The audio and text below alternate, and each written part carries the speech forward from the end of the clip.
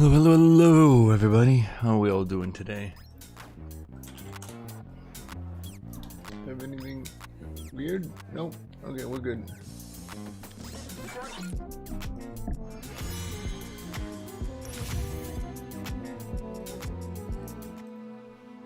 This might be a long queue because it's 4 AM, unfortunately.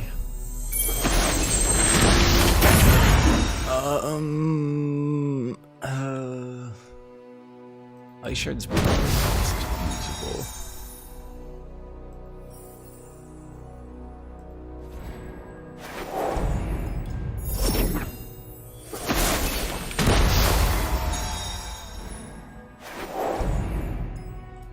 Exclusive corrupted icon. Okay.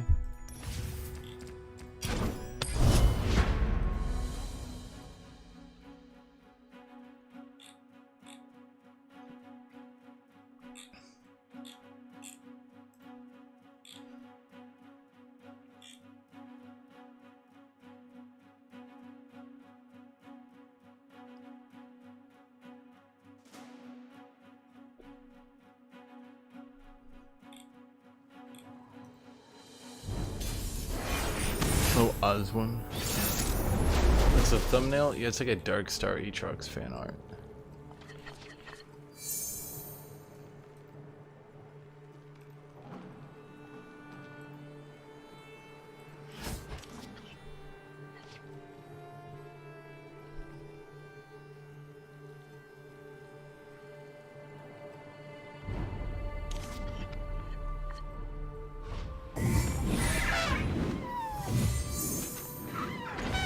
I'll be honest, Pyrith Reaper the Sands, I might remove.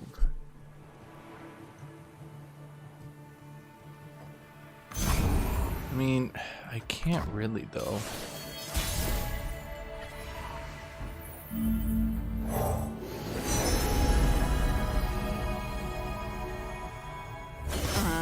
Jack said there'd be contenders out here.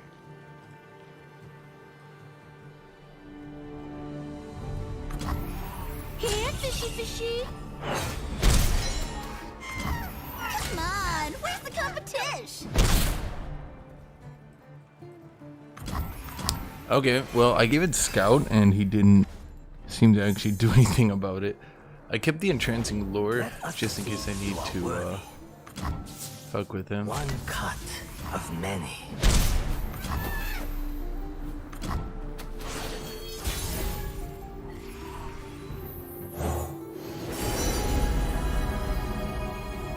How did you win so many fishing competitions? I should say hard work, but I've always been the best.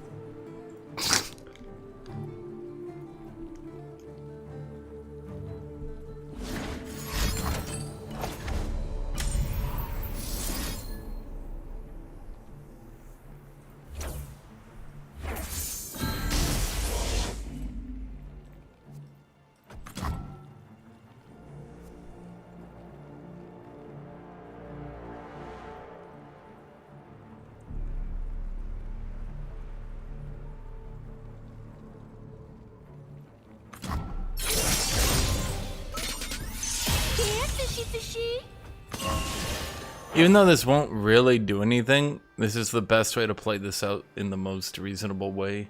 Because getting 2 damage on Master Yi is important. I don't do meditation. You are a fledgling child flailing his arms.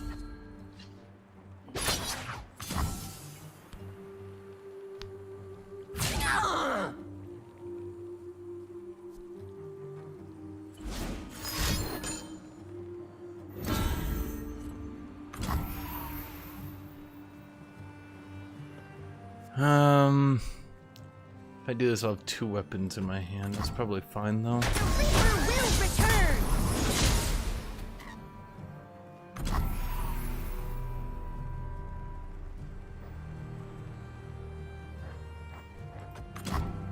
I don't want to put Jax down quite yet.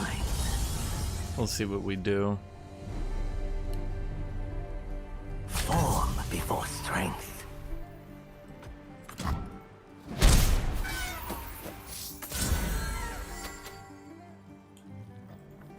Got more. Ah. Old Faithful.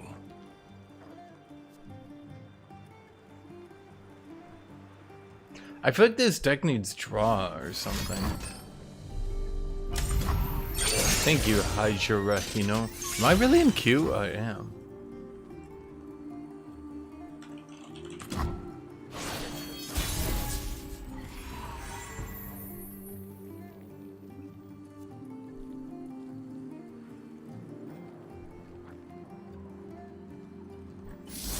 Keep it moving, team. Let me change up my style.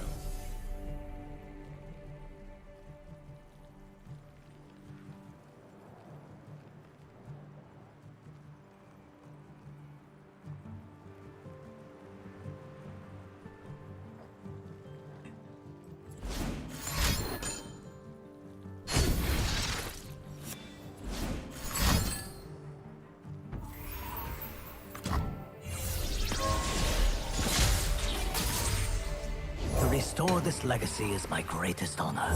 Swords? Whoa, whoa, whoa. This ain't just a lamp. You know, the fact that Ionian Telstones is the way it is. Jesus Christ.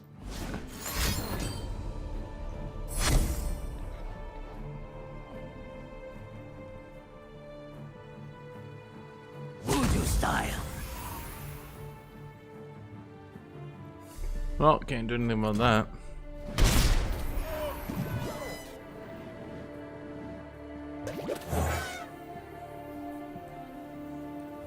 Fine, I'm here. Let's get on with it. Old Faithful.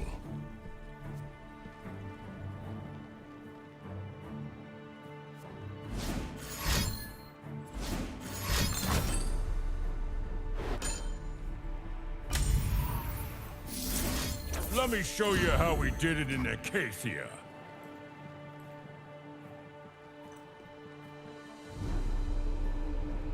Okay, so he's using double Vile Feast. This ain't just a lamp.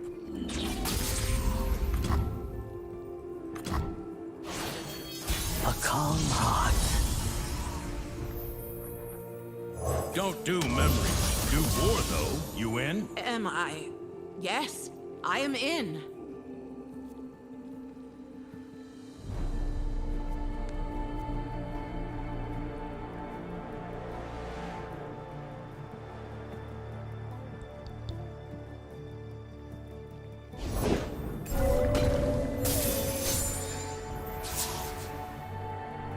For Acacia.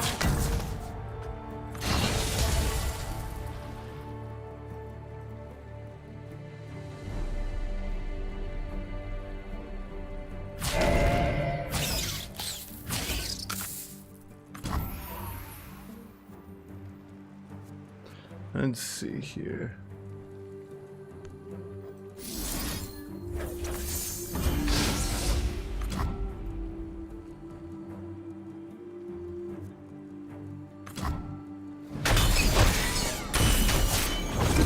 A 1,000 years of battle and I'm just warming up.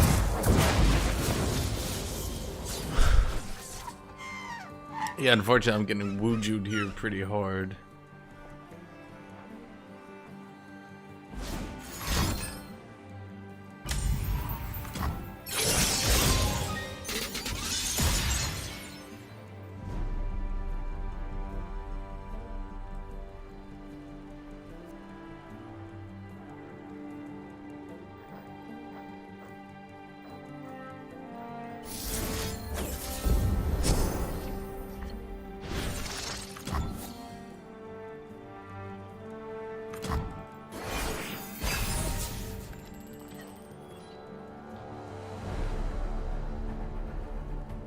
Form before strength. Strike if you must.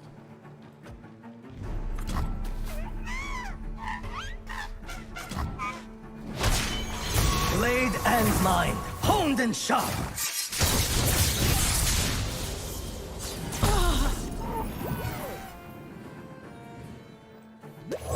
right, you can come in, but don't touch any of my things.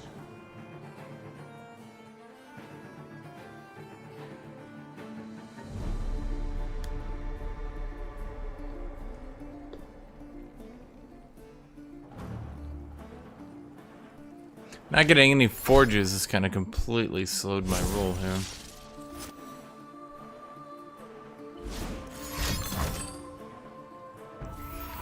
Wow, he's using Homecoming? No way. No one's ever put that card down for Homecoming before.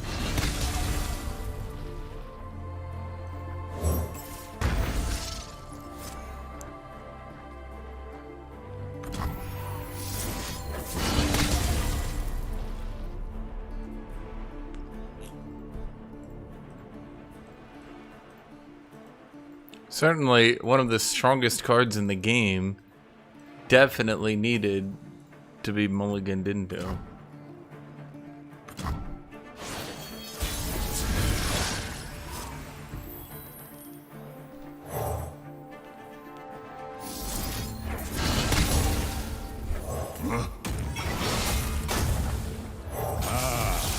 Old faithful.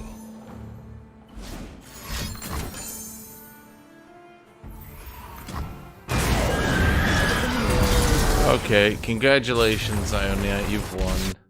I think I might be done with Legends of Runeterra again.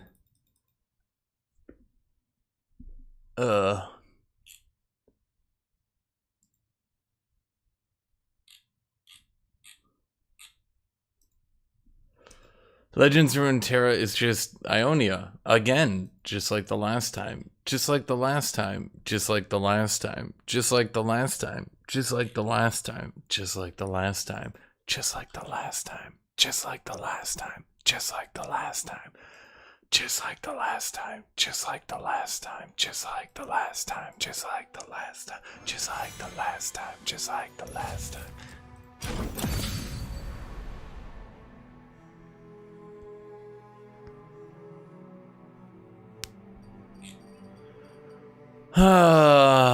Okay, Orin's Forge I like.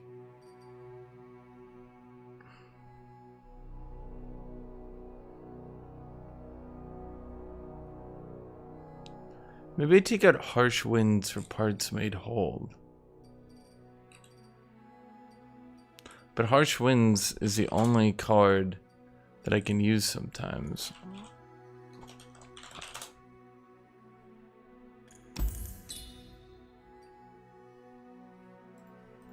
Oh wait, it's Weapon Master. I'll be honest, Kedge.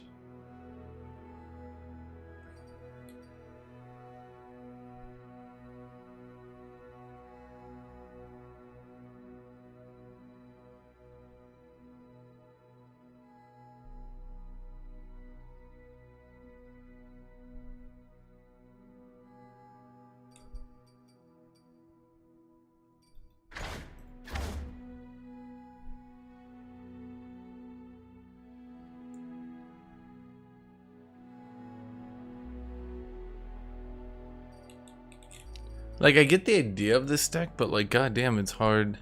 Like, what do I have? Gifts of the Hearthblood. I feel like Gifts of the Hearthblood has rarely ever worked out for me.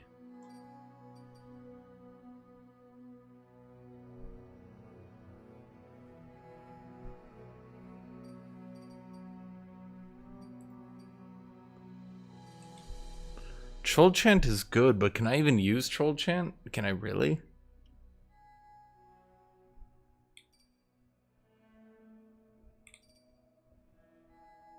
I feel like Orin's Forge is just kind of a win more at this point, but the problem is that, like, without Orin's Forge, it's kind of hard to proc Orn.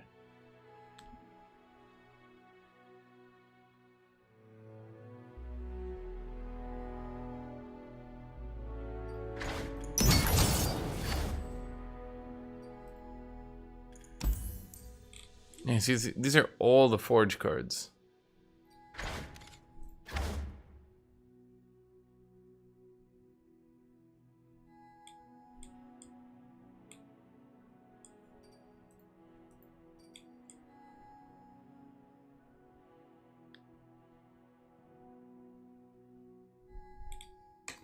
I think I want one Orange Forge, but I always draw two. I always draw two Forges, and it's kind of frustrating.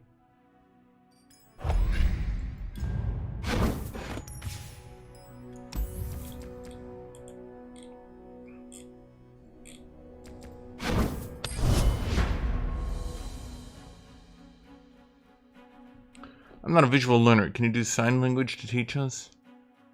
No. I don't know sign language, dude.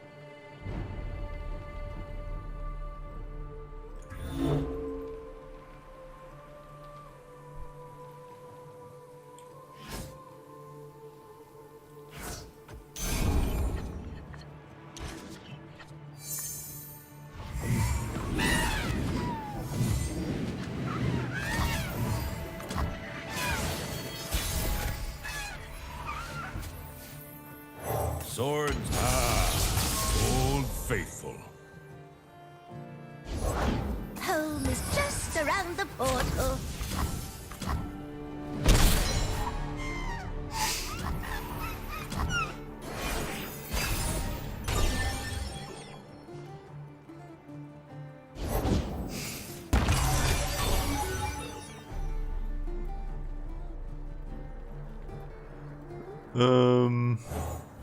Temper the steel, strengthen. I think one of the problems with Jax is that his weapon doesn't actually. You can only have one weapon, so it's like really actually kind of frustrating.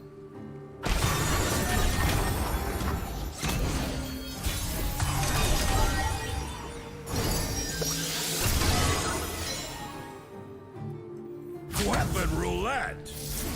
Keep it moving, team.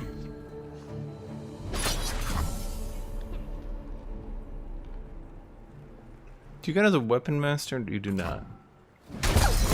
Lost. So I actually get to play. Jesus Christ, I started streaming 17 minutes ago, and all I've done is play Legends of Runeterra. Am I fighting a real bard deck? It is.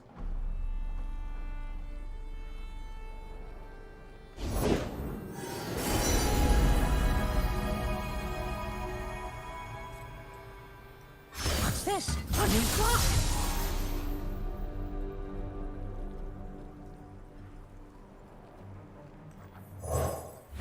Our hearts beat in rhythm with the bellows.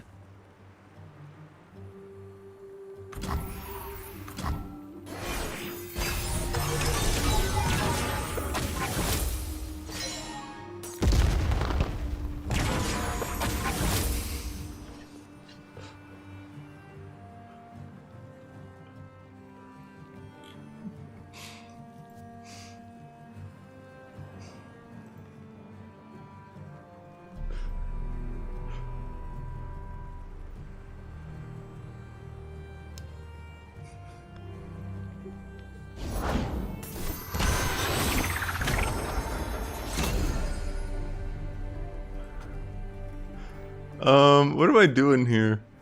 Okay, so you improvised the combat reel, so you refill spell mana, and also you're big off a chime. Okay, now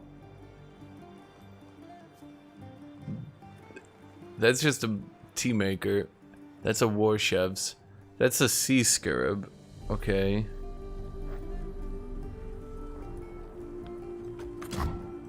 Okay, well let's see what this guy does.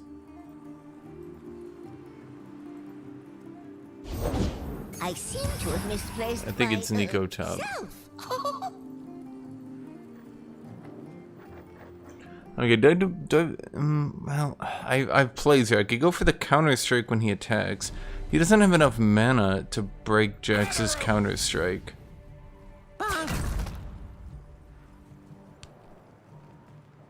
Off we go. No one goes hungry. Steel sword. Need a weapon?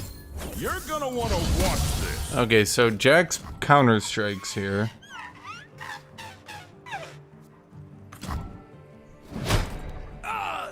Jax dodges the attack using his counter-strike, taking no damage. Portals everywhere.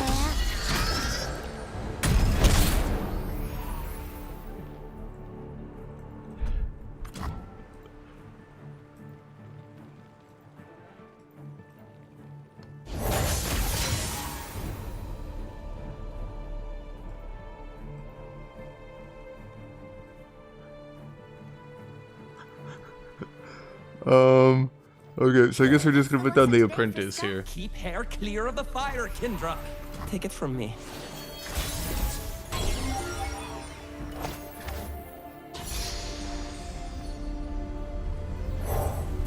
Forge an ally and heal it in your Nexus 3. Well, do I want to do that? Because then I can't troll chant. I think I'm gonna go for the combat cook. Glad there's a chef on the team now. What's for dinner? Oh, I spilled tonight's stew in our last battle. Welcome to Summoner's Rift. I am a student of impeccable breath.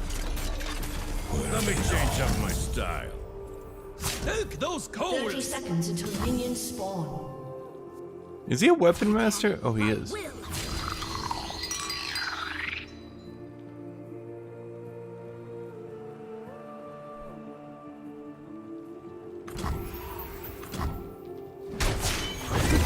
A 1,000 years of battle and I'm just warming up. Oh yeah, Nico Top's gonna be fun, don't worry.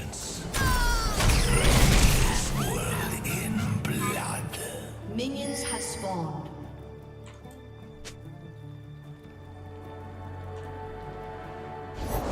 Some folks just wanna watch the world burn!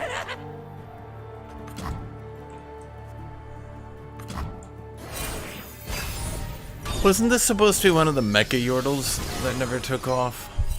Or am I crazy? Or no, I think that was part of Ziggs. I cannot die Yeah. until all life. Oh yeah, I mean fighting Nico's gonna be fun, don't worry about it. What charming trinkets you carry. Fancy a trade? Whoa, this ain't just a lamp. Our duel begins.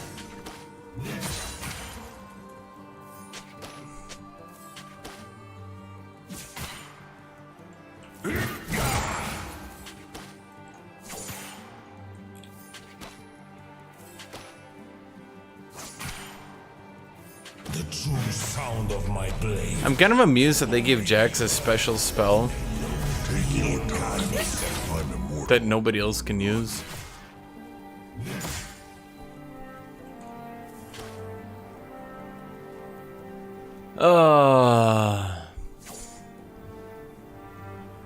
I mean, there's not much more I can do to make this exciting. I can smile and murder while I smile. You ever seen any sheep around here? I lost mine.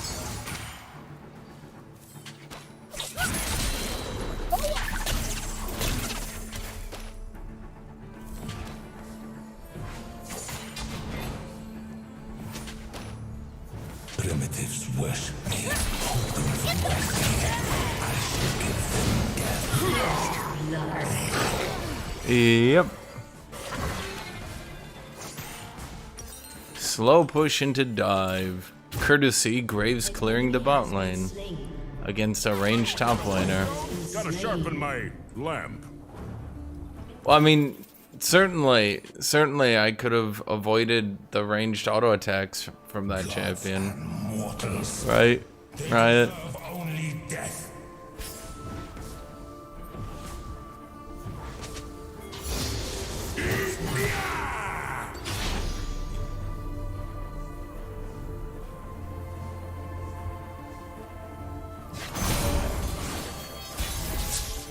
I am your god. An enemy has been slain. Right, to work.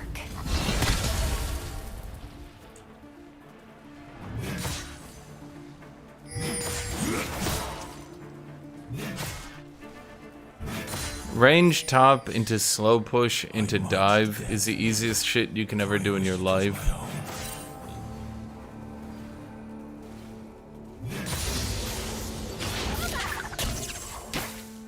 I'll literally never understand the mentality junglers have of not guarding against it.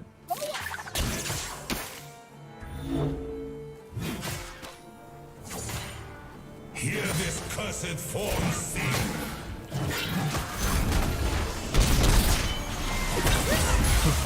Good. Yes.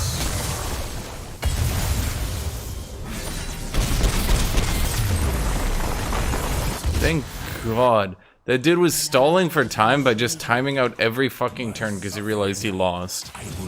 Like, dude, you're playing a pure fucking RNG Bard deck. Just fucking surrender if you don't RNG a win. How fucking salty, man.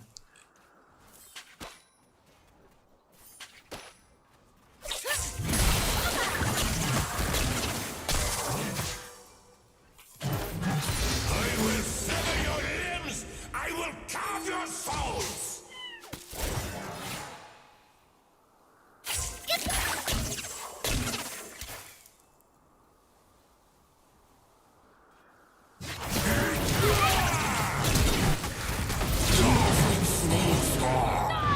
You have slain an enemy.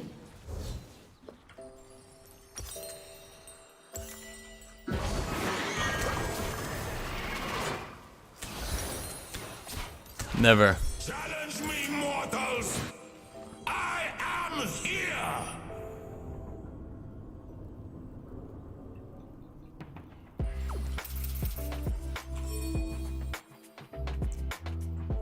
No, you have to intentionally go Gore Drinker to balance your champion. Because if you go Eclipse, you're abusing that Eclipse is really overpowered, which makes you a bad person, in my opinion. Because now you're just using whatever is strongest.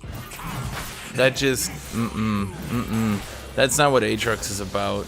Aatrox is about being always just a little bit underpowered to a frustrating amount. Not that much, but just a little bit. Now that he's top tier as fuck, it's ruined my enjoyment of the champion. How do I enjoy a champion that's not just a tiny bit underpowered? I am not a king. I am not a god. I am.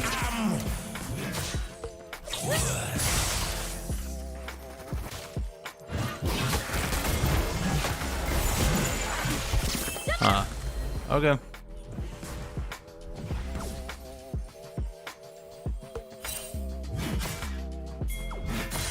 Graves, he has been pushed the entire fucking game. Carnage.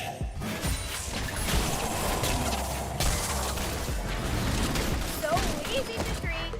An enemy has been slain. Okay.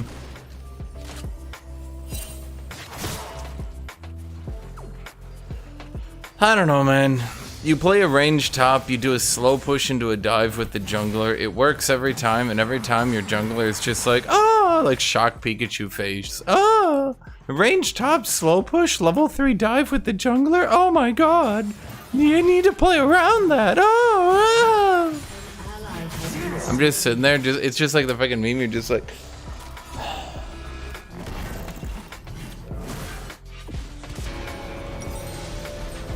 Nah, I didn't get an assist. I didn't want to walk near Nico because she would kill me with a root, which would be hard to avoid from the brush. So I just figured Graves had it.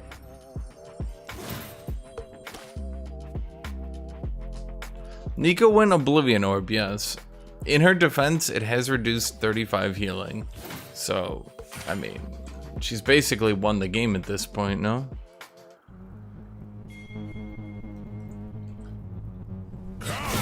Let me show you darkness.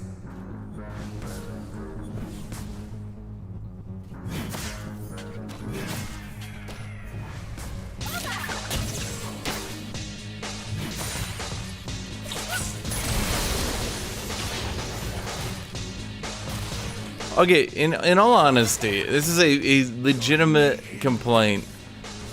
Why did Riot decide that Nico gets Morgana root?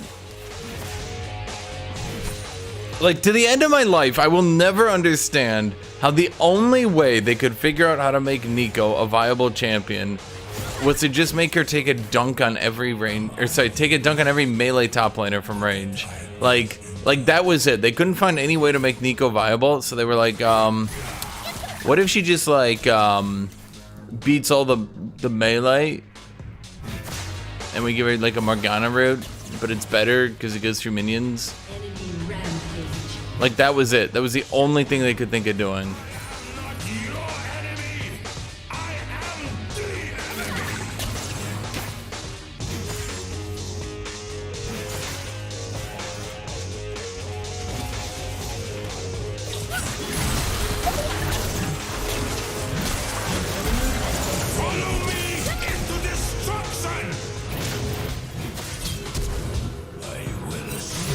That's why I ignited and hit her and was trying really hard, because I knew she would have to eat one turret shot, so I just had to get her into range for the one turret shot to kill her, which I did.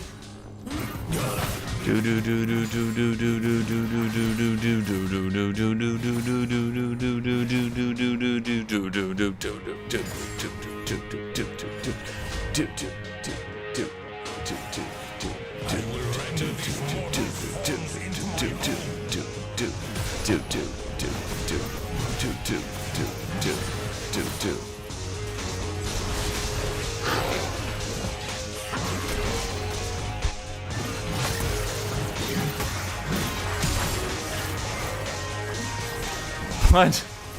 But why, Nidalee? But why did you decide to fight that? I don't get it, man.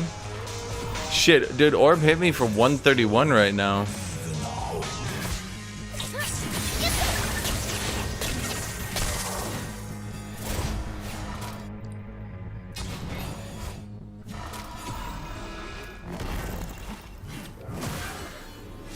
That's why Nico sucks. The ult is unreliable without passive. I think Nico sucks because they nerfed her really fucking hard because she was monstrously auto-win broken for the longest time. Because instead of trying to make the champion interesting or viable, they just made her really, really overpowered into melee. Because, well, let's be honest.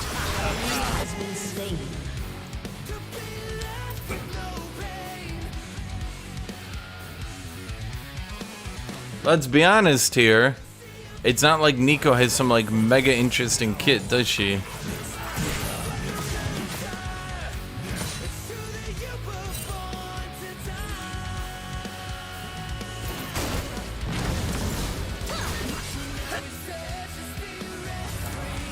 Let's go over here.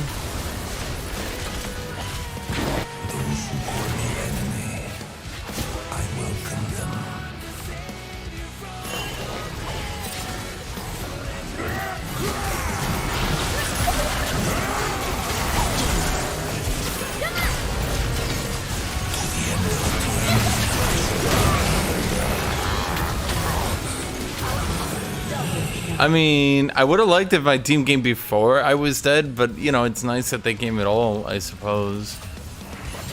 God, that's me when I get lost right there. Okay, their magic damage appears to be what's gonna kill me, maybe. I'm not really sure now. The problem is Nico doesn't do anything interesting, fun, unique, creative, anything at all.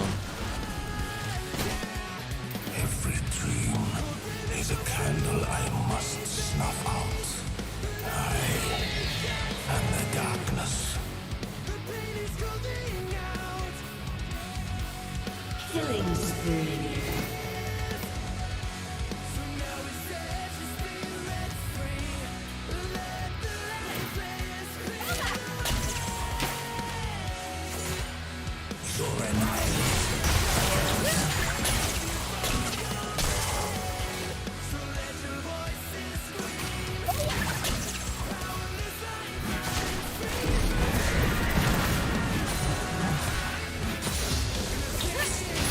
An enemy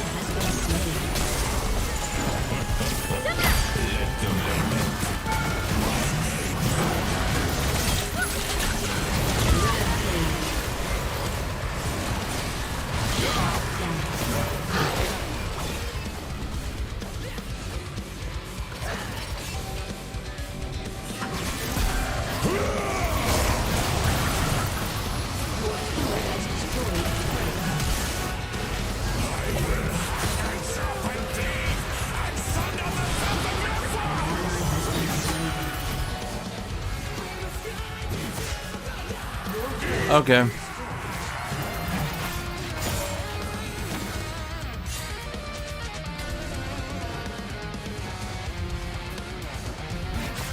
Why are we not cutting them off and killing them?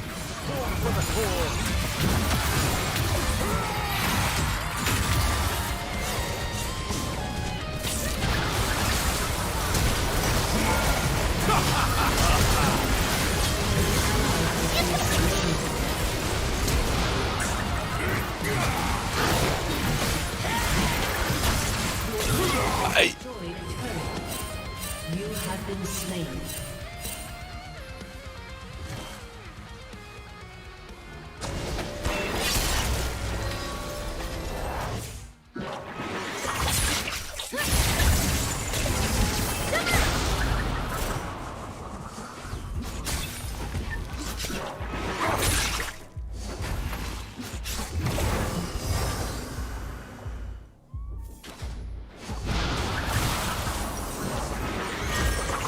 Welcome to your Masters promos, man. As long as this form lives, I will punish them.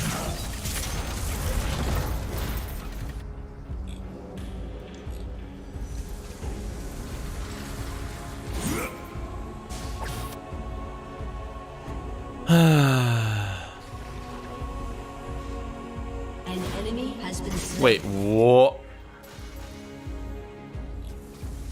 Okay. He will call me a Enemy has been slain. I don't know why I was it was Graves. There's no reason to be surprised. It was Graves.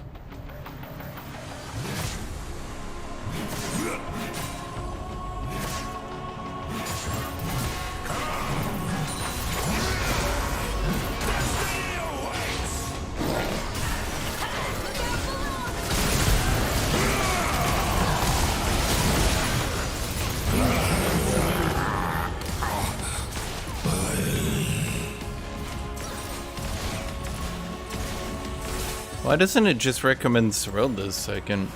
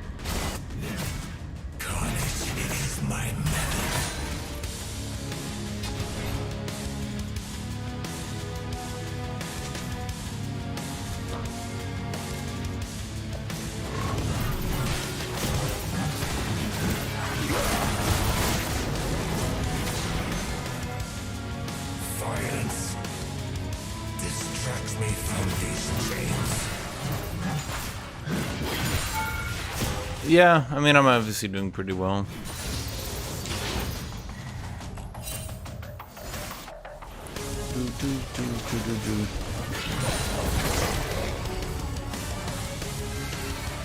My darkness was not born. It was forged.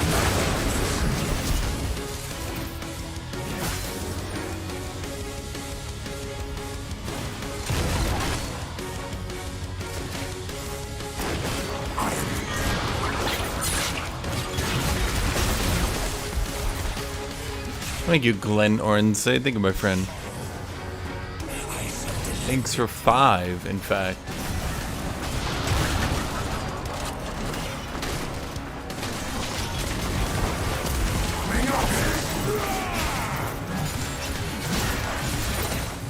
You know, I don't know why I forgot about Nidalee's spear being chucked at me over and over again.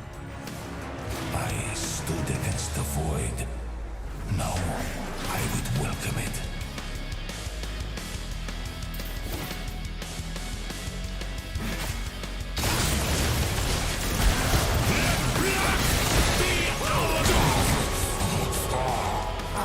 Okay. Enemy killing spree.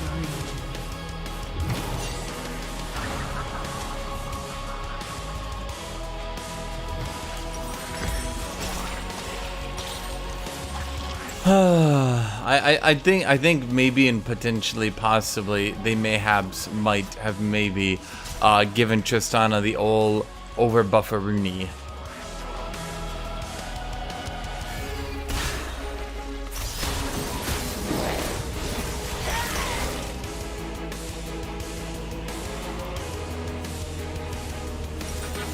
Patience, Aatrox, patience!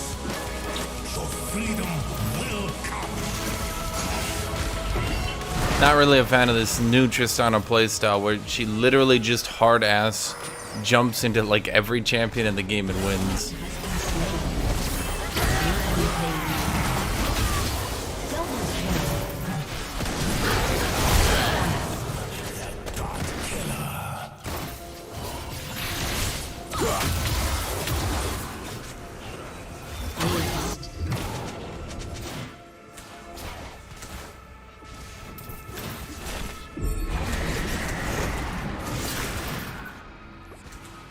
Your team has destroyed a turret. Hey you, that is a fun fact.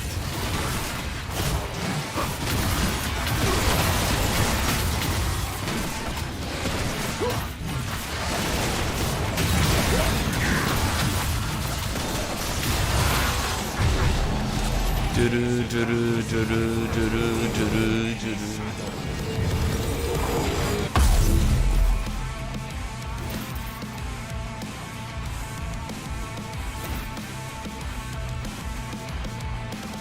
Kinda like that they got a dragon, but they all died for it, so what are you gonna do?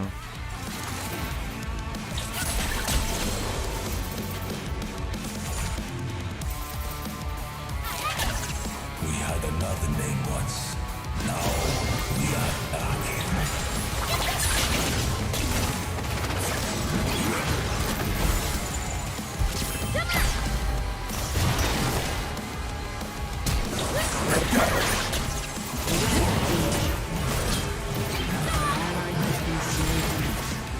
You are slain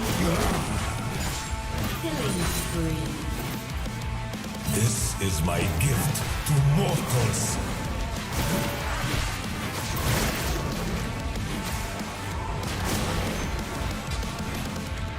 Executed.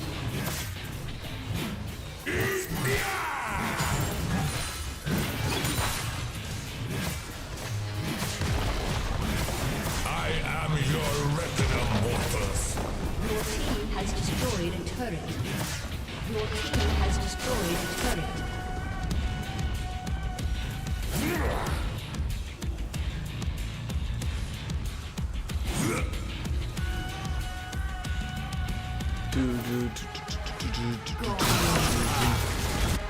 I can smile and murder while I smile.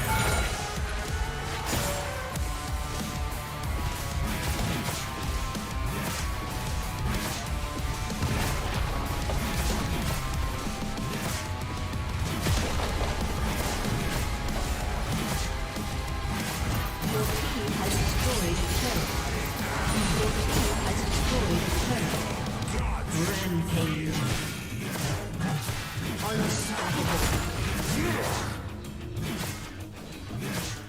Double kill. Your team has destroyed an inhibitor. They still didn't fix the hurt box. I'm calling it a hurt box. The hurt box of this inhibitor, eh? Do-do-do-do-do-do. You missed the preseason with the new Gore Drinker on Aatrox? Well, you probably mean the old Gore Drinker, but new at the time, sure. But yeah, that was probably something only you missed. I don't think many enemies missed that shit. God damn, would I have died there?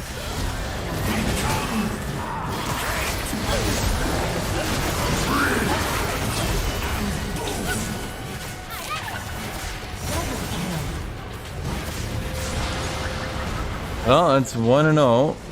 1-0, my friends. 1-0. Masters 1-0. I'll call it promos. Promos 1-0.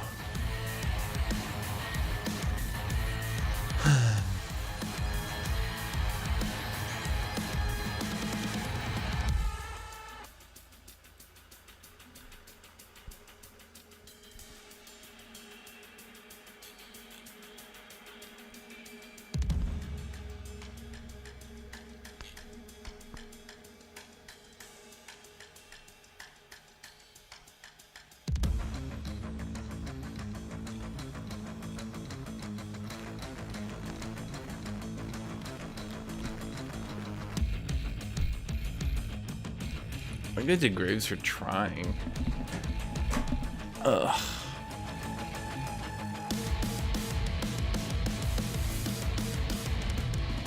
Right back. Dude, I need a haircut. I'm gonna see if I can schedule a haircut today. Maybe we could go in a couple hours and get one. What is my haircut place called? Does anyone know?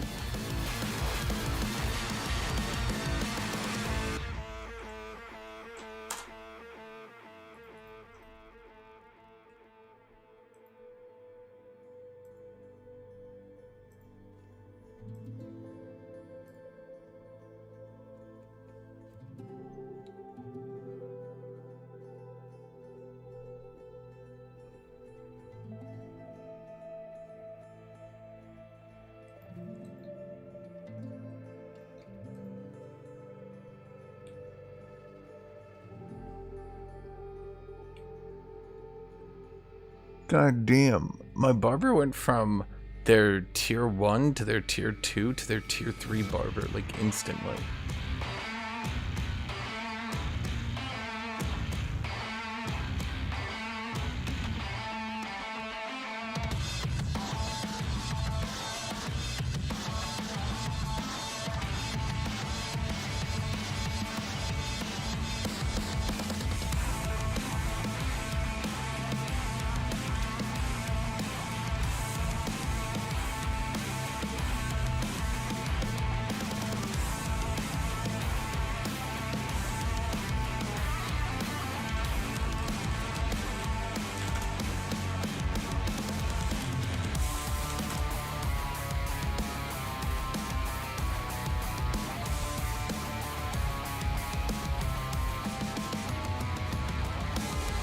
Okay, 11:50 today.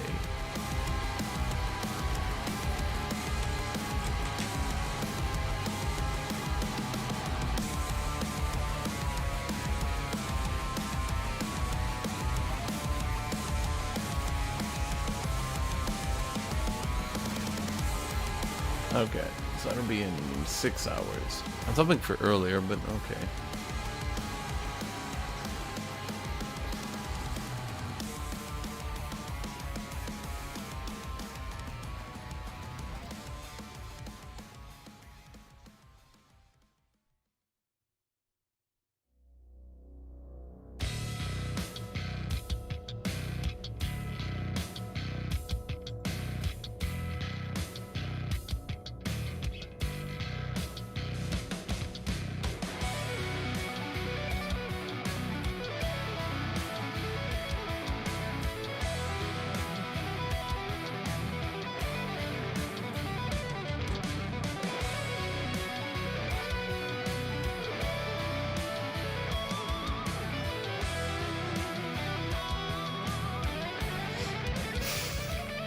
Under a private barber at home? I don't think that's a good idea.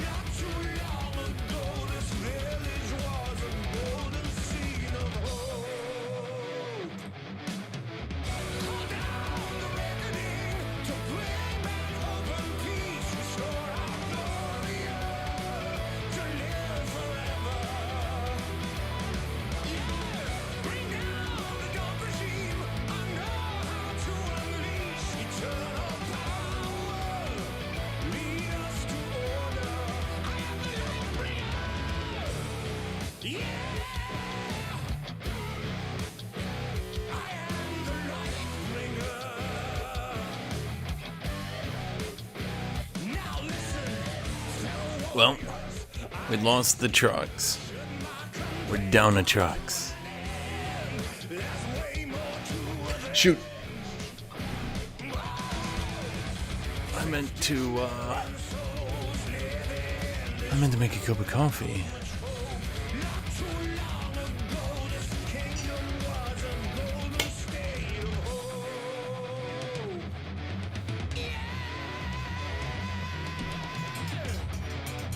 Oh no, dude, we're gonna lose Professor. My malware with ads that puts ads into my loading screen might be gone. Oh man.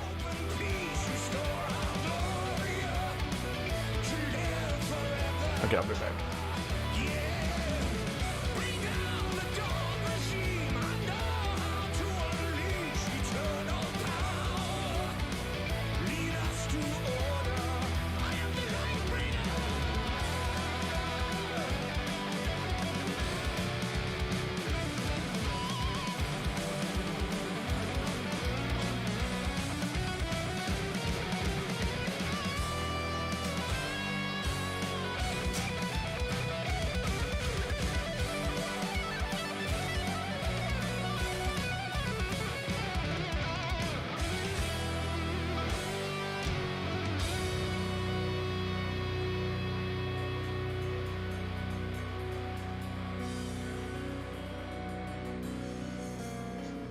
Alright. Cute pants? They're pajama pants, thank you. They have little bears on them. Well, I mean, they're actually big bears. They're just like little big bears. You know what I mean, chat? That making sense to you?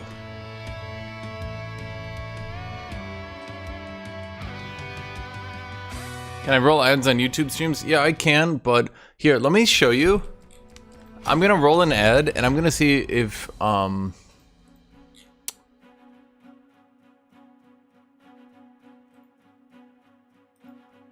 I'm gonna see if it does what I think it does, but let's watch.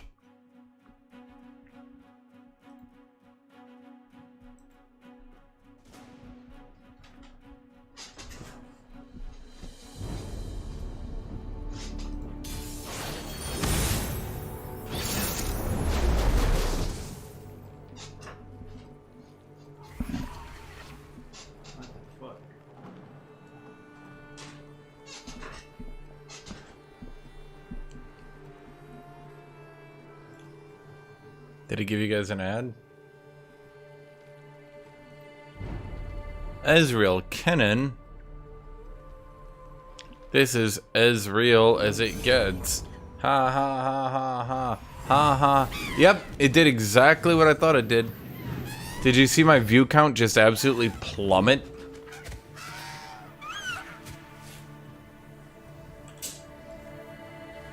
Why did both my champions get banned? Why am I getting target banned so fucking much lately? What is wrong with you people, man? Beware!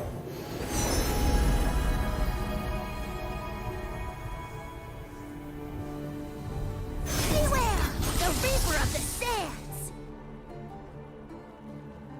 Dude, there's something, every time I've played an ad lately, my view count has just plummeted. Sands take you! Out to the sands!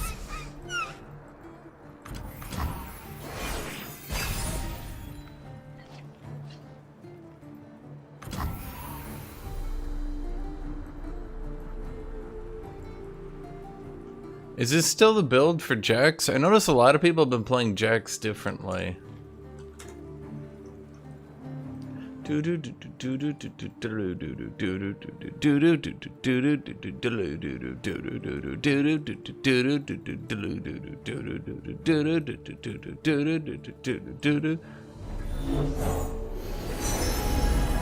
Darius? You're looking at Ionia's cooking camp 10 times running. Darius isn't very good right now. I am lightning. I break the wind. This is Tempest.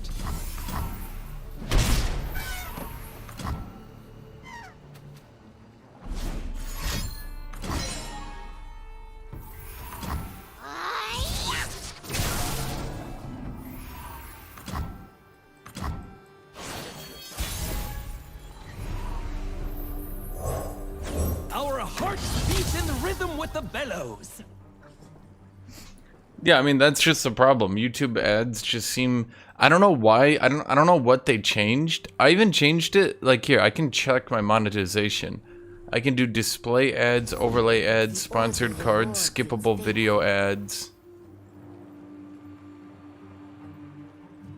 So like I'm not even doing non-skippable video ads right now, you know? Come on, where's the competition? It's too late for you. Should've stuck to fishing.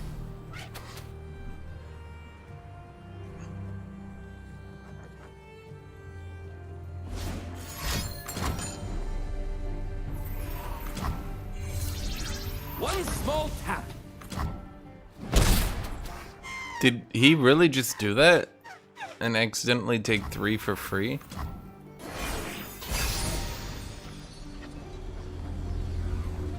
I possess the secrets of King Fu. What's the lesson today, Fiska? Keep hair clear of the fire, Kindra. Take it from me. Okay, if I do this,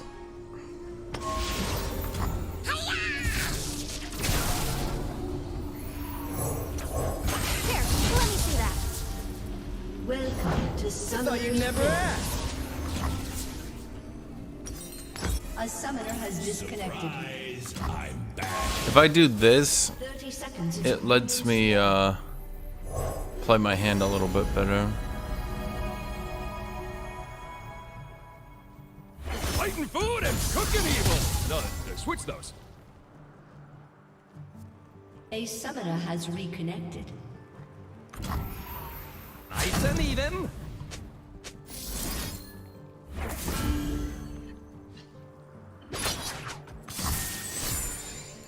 Minions have spawned.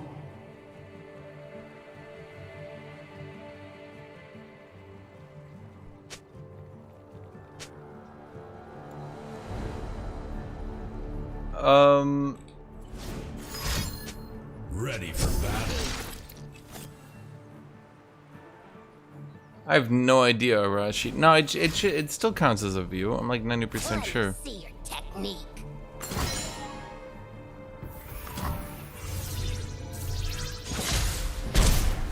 By God, the way he masterfully stopped me from attacking with 3 creatures by recalling everything. What an insane play.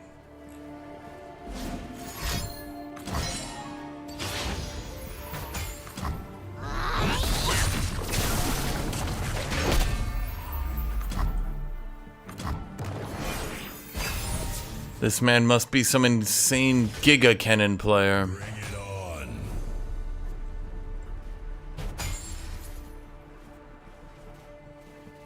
Sounds dangerous.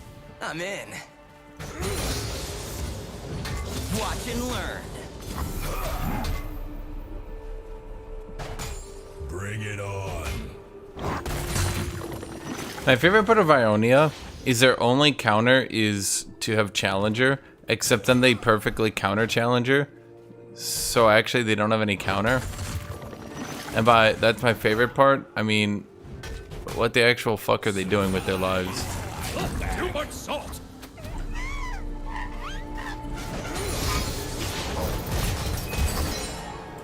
Seriously, whoever made this game designed it in mind to be played as a single-player Ionian adventure RPG side-scroller adventure. That's my actual opinion. Sure.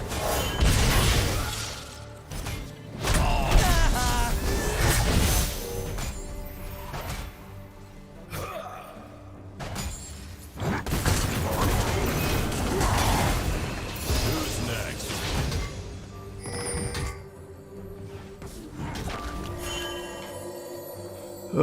Let's see, what are we doing here? What's the lesson today, Fiska? Keep hair clear of the fire, Kindra. Let me Take it at from him. me.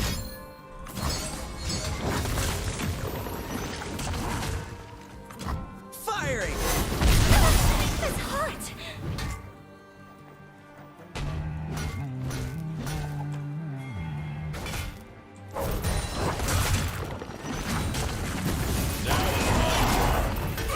Oh my god.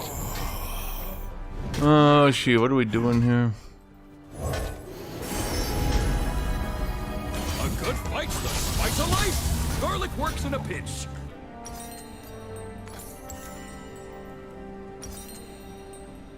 Surprise! Yeah, I feel like I should just surrender.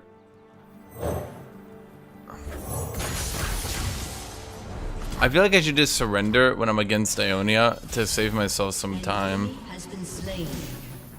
Wanna lie? Whoa. This ain't just a Like, there's no way you can actually beat Ionia, unfortunately.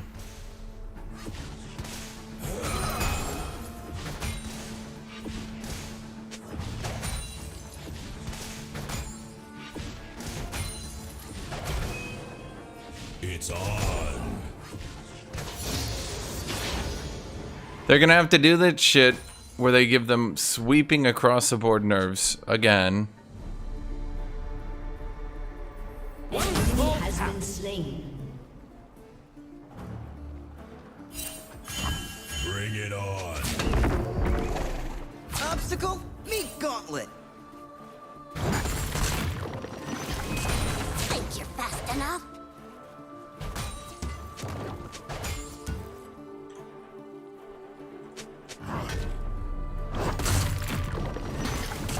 Let me at him.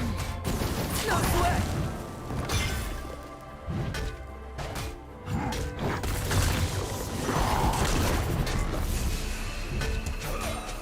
Obstacle? Meat gauntlet. You're between me and glory. Surprise!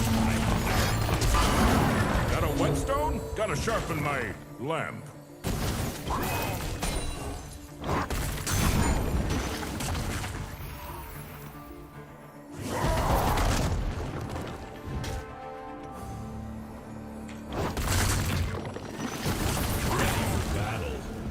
Okay, so everything I do is being countered before I even do it. Got it. An enemy has been slain.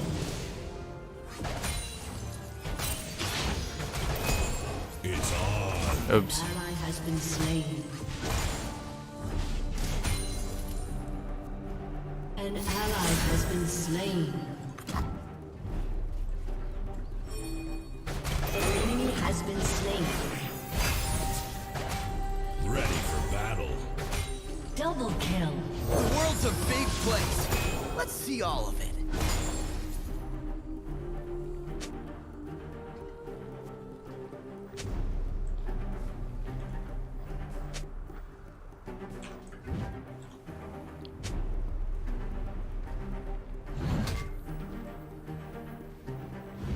Fiska, when will I have a hammer of my own? When you forge it yourself. Now focus.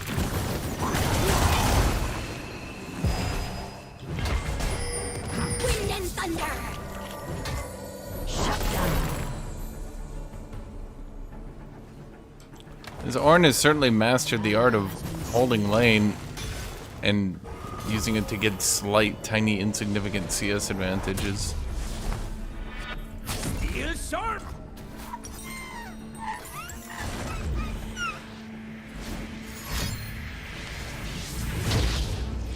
It's on.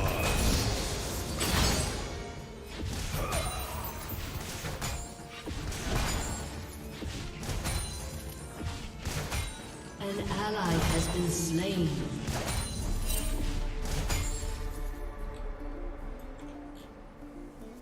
Dude, you don't like Phase Rush? Come on. Bring it on. Phase Rush is 100 wholesome chungus.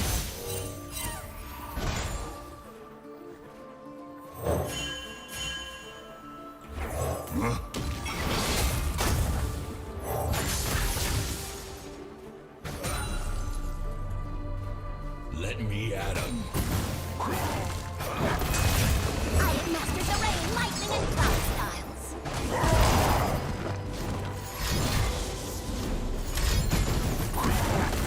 The way everyone with Phase Rush Surprise myself. just uses Phase Rush to... Say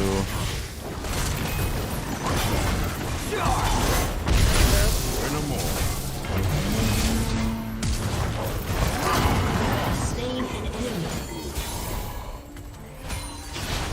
Sorry, Ezra was leveling in the background. What did he do exactly?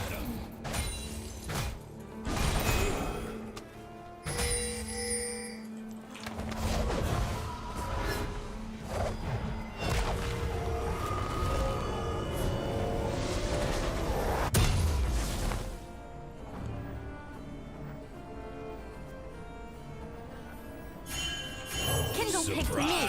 That's why I sniff. Hey, my forge turtle. I've been looking for that for centuries. I fight with my spirit, not my fists. It's nice. Could be nicer.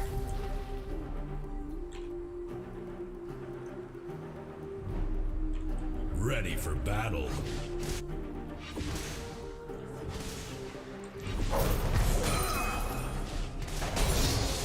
Yeah, the Orn forgot one of the major rules of how the game even functions.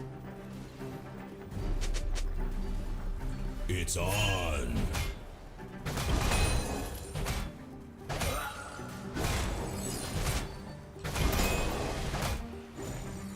Jax goes to where you are when he starts jumping, so when he ults forward, I go behind him. Hey, I've got stuff to do after this, you know.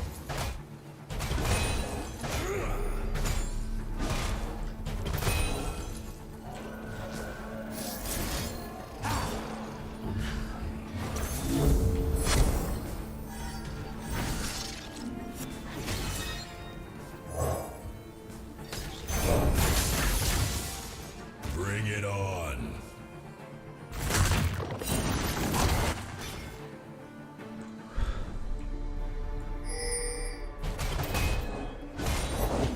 Silent as death.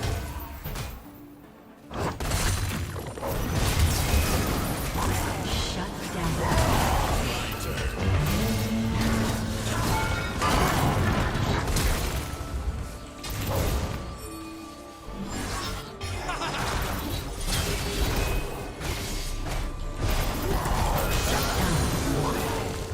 Okay, but we all saw that one coming, didn't we? Didn't we all see that one coming? Mile away, no? Hammer, tongs, anvil.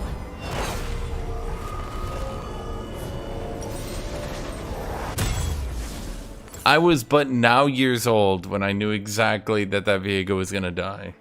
Let me see your technique. Surprise! I'm back.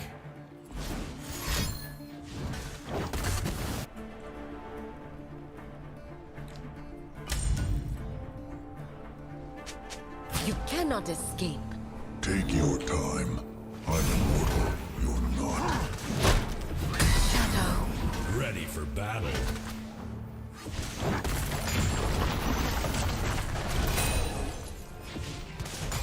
Why did I get mini aggro there? That was weird.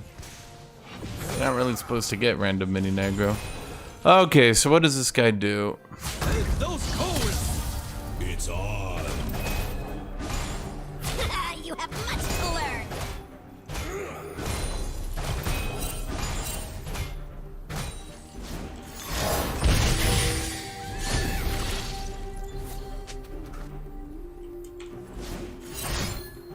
It's on. No sweat. Ready yourself. Ready.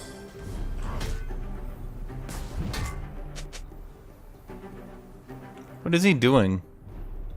What's with the giant belt? Is he... You have much to learn. Ready for battle. Obstacle? Meet gauntlet. Your team has destroyed a turret.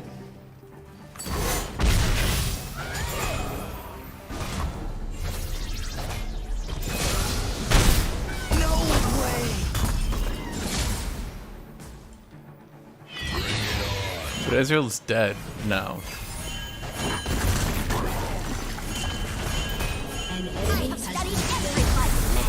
Ultimate Tempest Strike.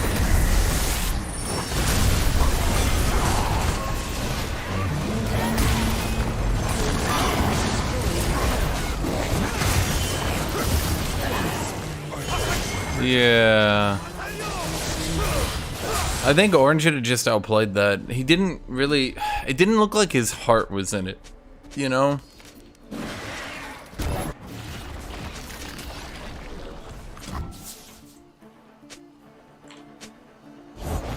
Extra hands never hurt.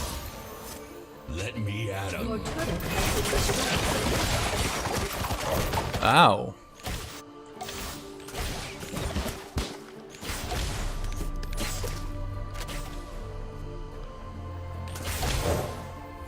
I made this hammer. It was so good I named it Hammer. Surprise! I'm back.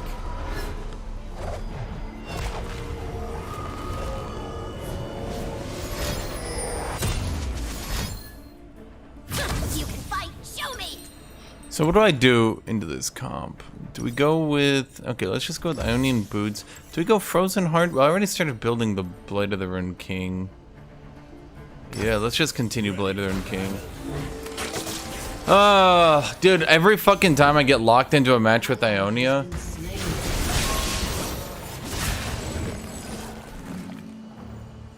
Every time I get locked into a match with Ionia, it just turns into this shit. Every fucking time. Temper the steel, greatness the metal.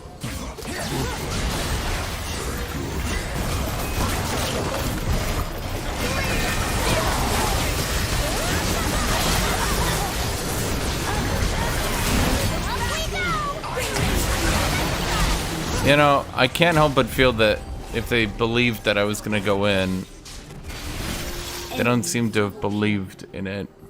You face a ghost. Iron hot.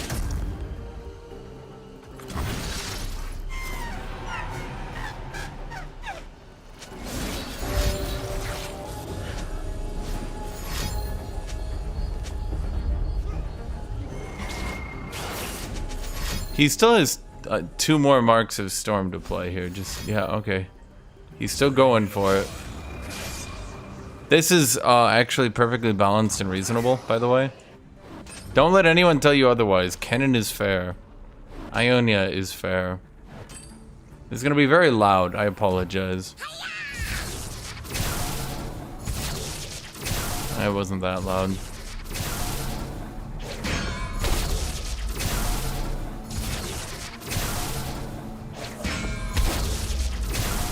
Let me at him. Enemy killing spree. I must rise.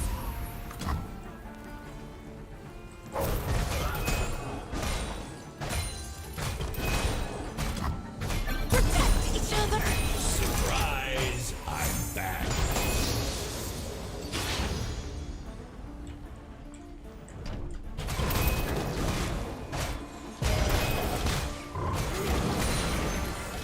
And yeah, I know Scout is good, but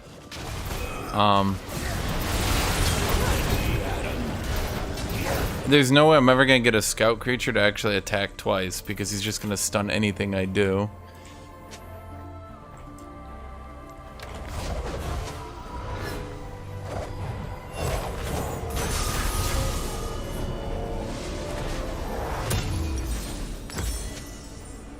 Surprise! I'm back.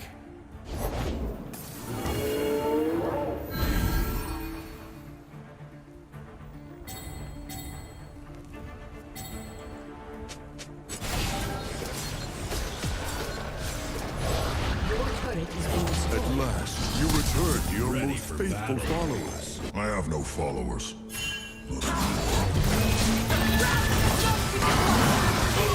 I'm not really sure what I can do here. I'm not really sure what my team wants me to do here. Like, okay. No shit, we can't fight because none of you show up. Like, what the fuck is wrong with you guys?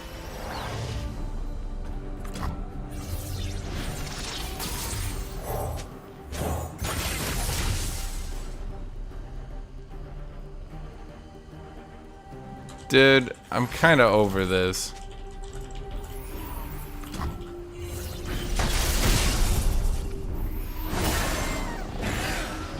Opponent surrendered. It's on.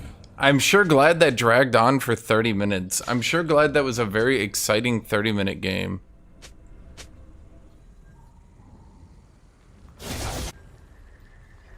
Did all of you enjoy that 30 fucking minutes of high intensity gameplay?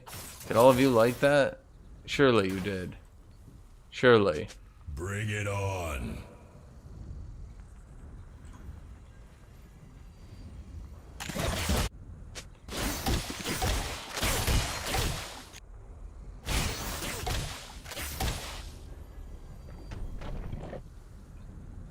Who's next? Dude, the worst part about fighting Ionia is like they get to make 900 decisions.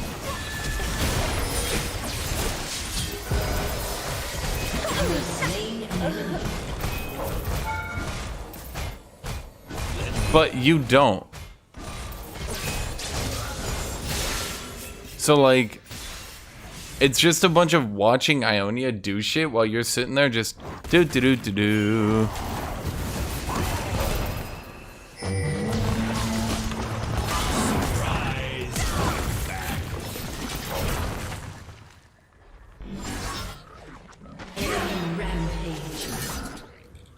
Four top. ADC backing. Support backing. Jungle backing.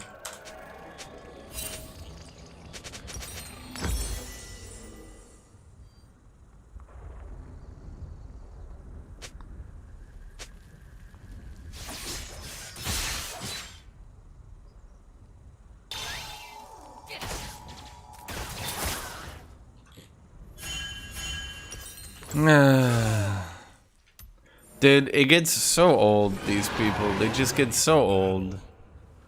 3 people backing while I'm being 4-man with my team bitching at me for it. Like, okay, sure.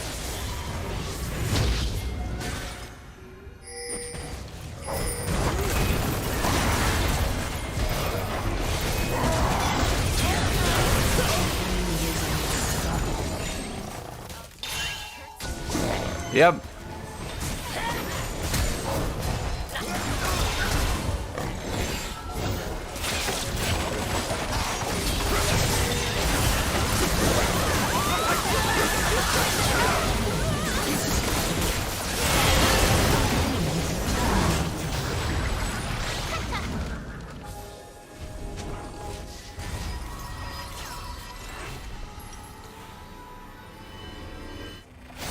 I don't really care. It's on.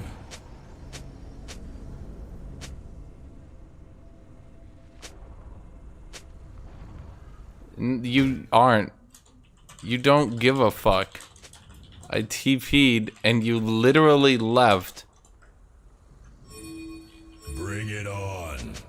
Like, for a dude who is trying so hard to not get us to surrender, he literally walked away. He literally walked away after I TP'd in. It's on.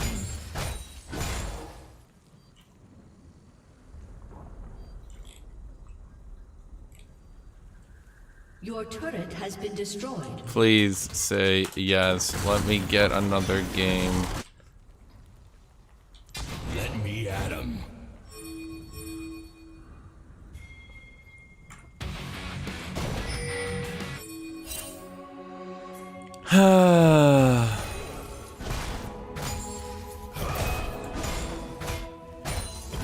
Yasuo desperately trying to keep us in the game while doing absolutely fucking nothing.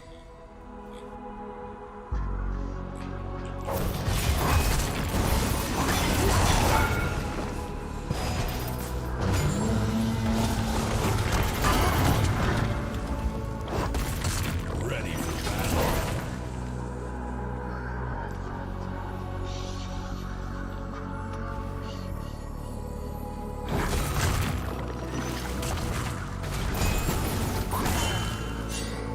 Oh wait, they also have 3 dragons. It's on.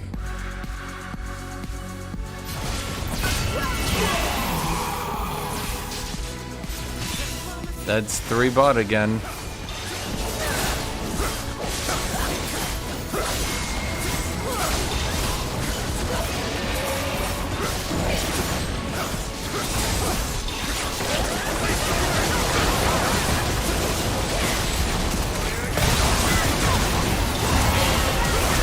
anyone not see that coming?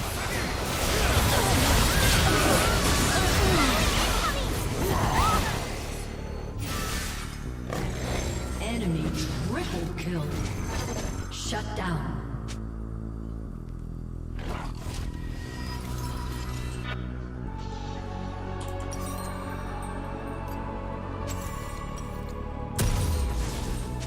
Bring it on.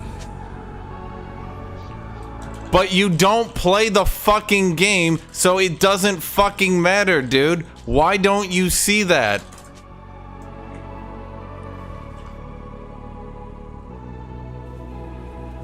Why do these people who are playing extremely bad not understand that the reason we can't win isn't because of our mental, it's because you're not playing well. We can't win if you back before the dragon when I'm fed, if you back up after I TP in. Okay, we can't win the game. I don't care.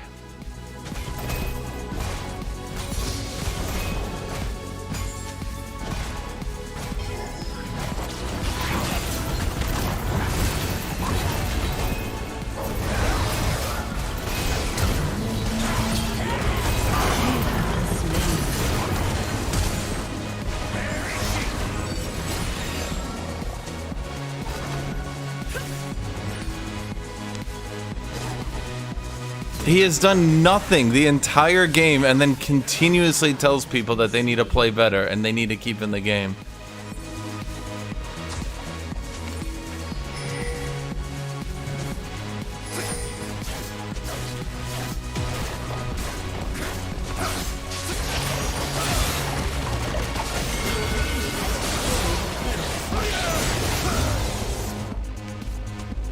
A summoner has disconnected. Jesus Christ, dude, he has to be like in his Giga promos or some shit. There's no fucking way he has to take this game that seriously. Like, my god. My fucking god. It was so obvious this team wasn't gonna win and they just kept dragging it out.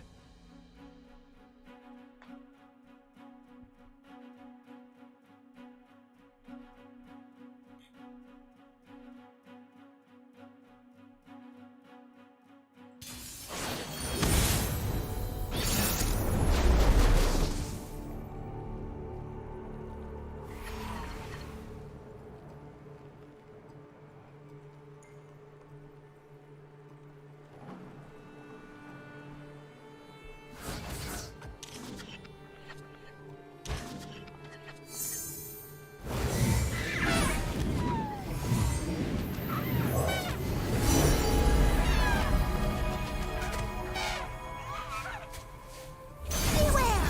The Reaper of the Sands!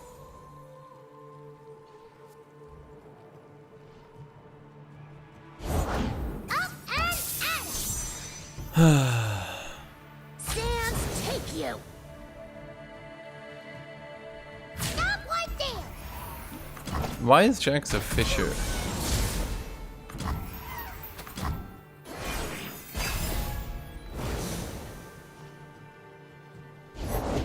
Need a second. You're looking at hydration for trouble, are ya? Okay, ready. Hook, line, and sucker! Actually, I'll take that. Because what I can do now is attack. There's plenty of killing left. No, it doesn't really matter. I can still attack. Back to reel it in. What's that you got there?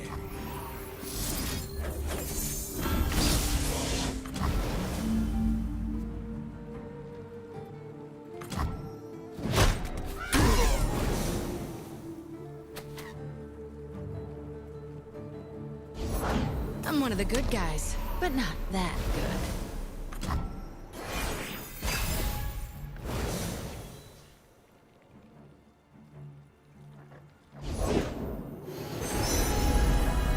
Sometimes you're the fish, sometimes you're the bait.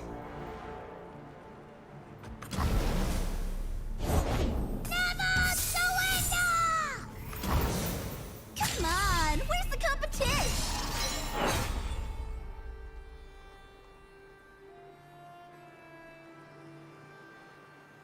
I mean, I can't really do anything about this. I guess I just died because I didn't draw any other creatures.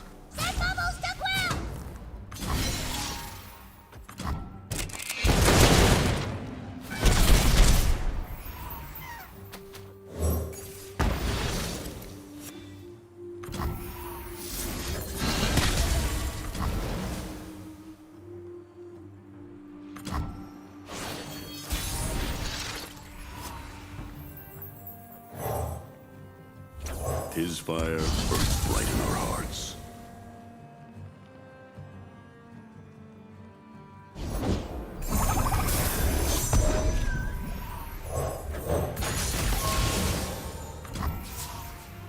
That should reel it in.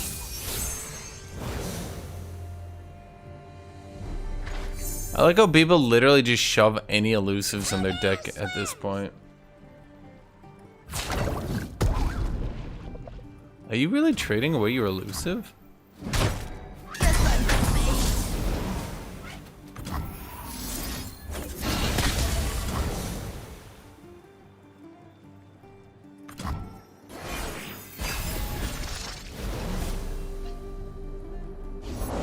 I have my orders. I mean, there's no point, right? Like, I just lose here. Fighting food and cooking evil. No, switch those. By his breath! I'm not gonna make you guys hear the misfortune sound effect because it's really fucking loud.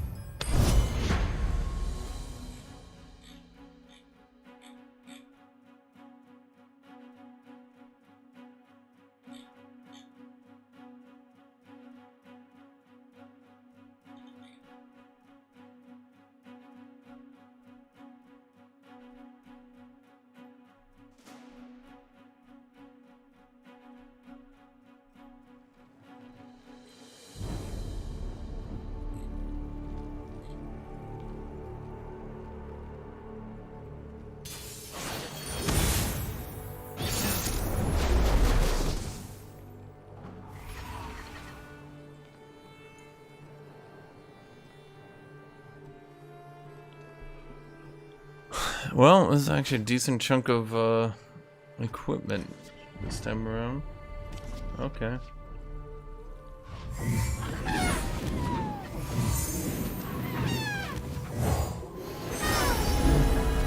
Beware!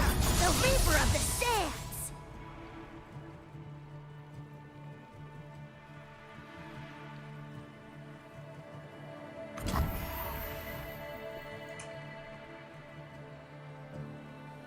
Sands, take you! Man, this game took so long to start.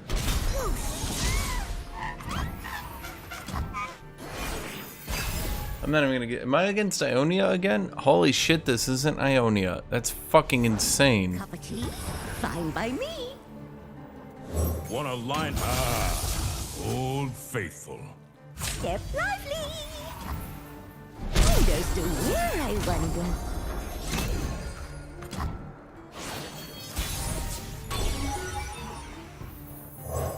Strike while the iron is hot.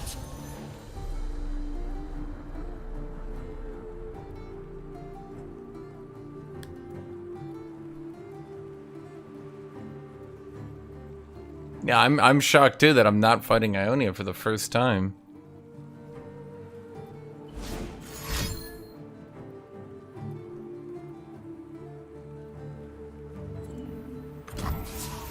Weapon roulette.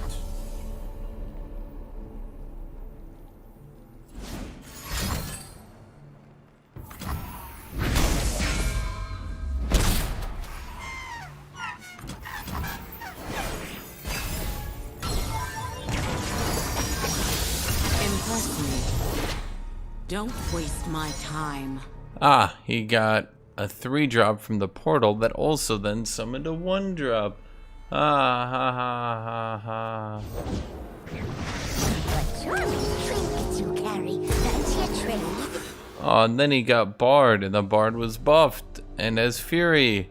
Ha. No, it's a 3-6 part. Ha ha ha ha ha ha ha ha.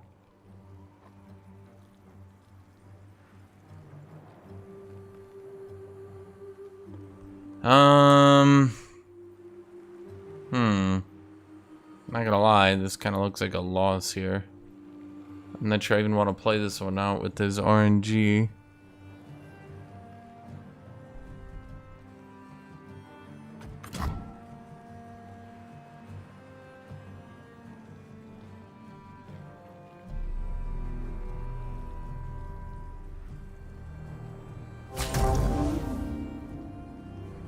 Off we go!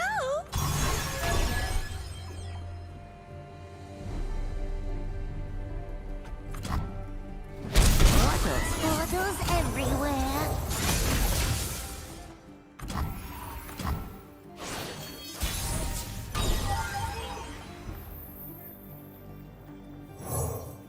His fire burns bright in our hearts.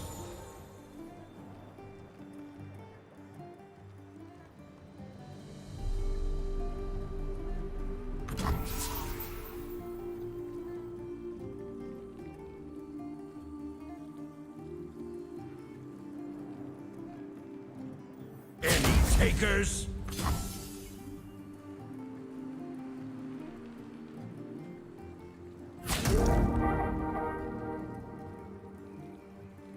Kneel. What is he playing? Bandle City Bard. He doesn't have any hand tricks, does he?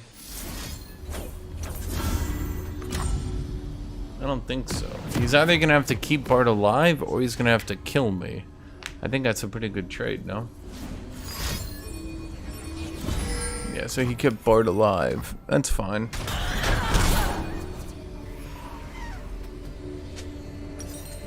Oh boy, that was Zeri. They have a single... Their only character I can kill is Rumble. Oh, brilliant.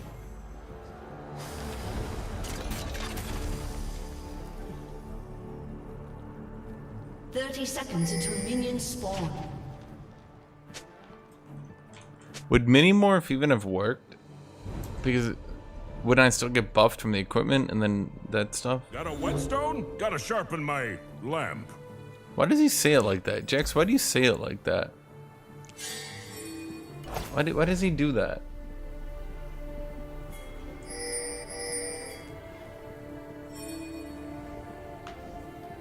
Minions have spawned. A healing reduction game? Nope. Not my job. My job is to do a shitload of damage.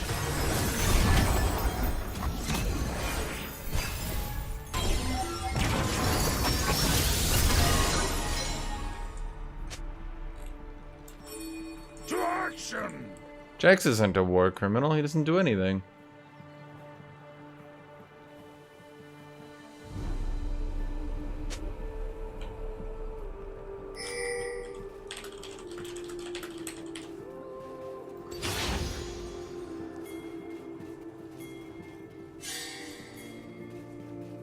Do you see my edge? Your death awaits.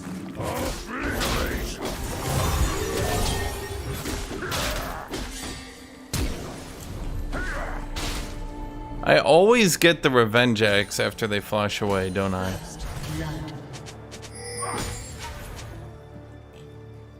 To plunder.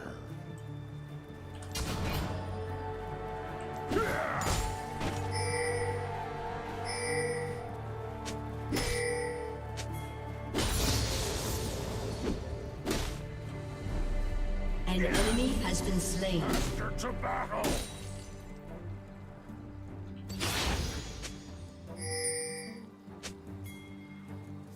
If you're gonna sit down, make sure you stretch. By the forge we create and we mend. Gonna hop.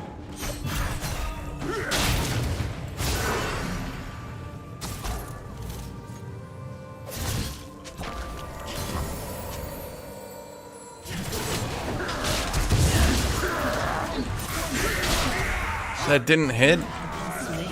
That sucks. Why is there this Giga Tank right here? Real sharp.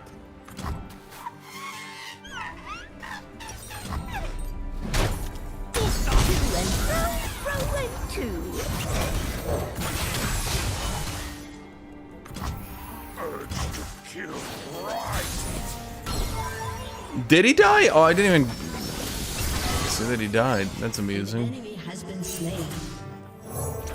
Name's Ord. No further pleasantries needed. And we will make great things in your name. The might of Lockbar approaches. Why did Rumble go there to 3-man me? Because I was gonna beat both of them otherwise, my dude. You might not have noticed I was kicking both their asses pretty bad.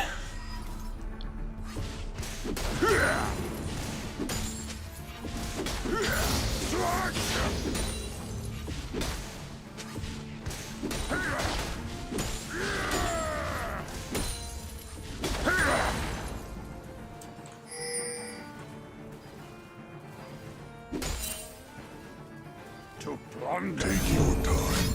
I'm immortal. Yes. If Smite is healing reduced or removed in champion combat, that would be ideal. Smite in the early game, just sort of like making it impossible to kill a jungler, is kinda lame. I'm going. Jax is not a war criminal. What the fuck are you guys talking about? Who came up with that, and why are all of you arguing it? It's just... No. Chat, no. That's not the lore. Chat, that's not the lore.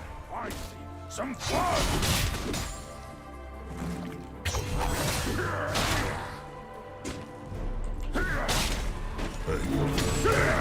I've got stuff to do after this, you know.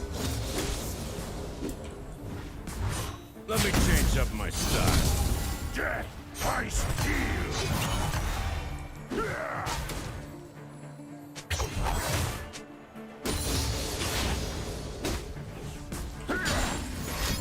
Stand strong! Chop, chop.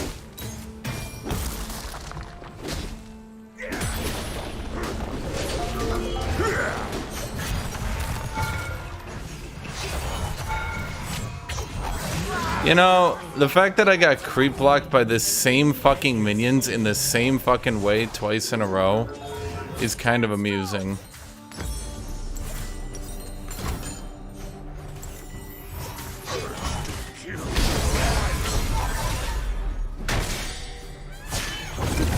For Acacia! And you know what? Also for me!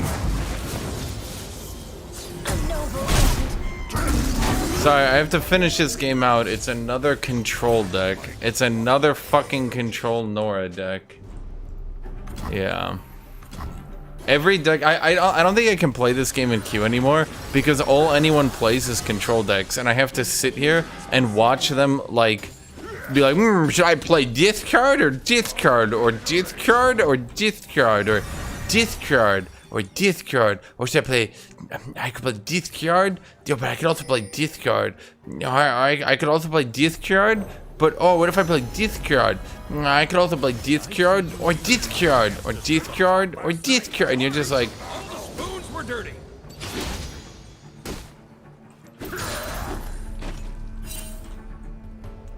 watch how long it takes him to figure out.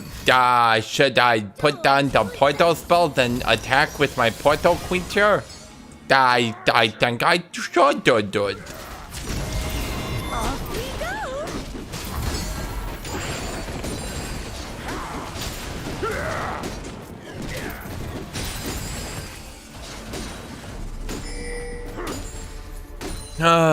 Well, I can't do anything to block him, so I guess we're just dying to elusive now. Where I wonder?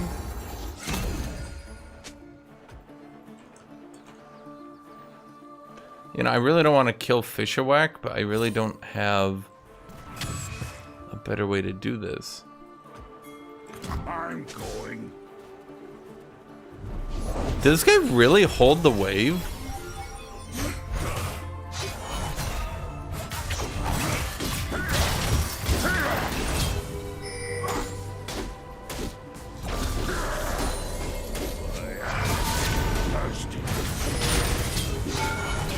Shit. Dude, top laners hold the wave in every situation these days. It's actually just getting so fucking old. No one actually plays to win anymore.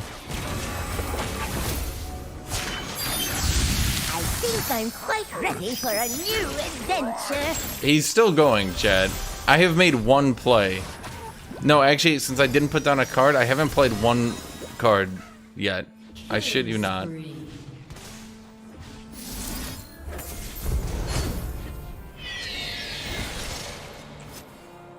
The might of Lockjaw. Hold my beer.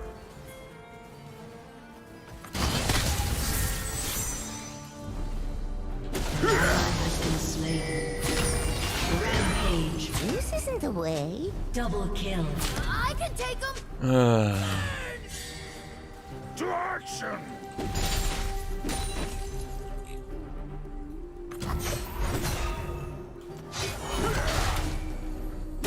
Dude, I fight nothing but people who play top lane and hold wave, and then I play Legends of Runeterra, and I fight nothing but control decks.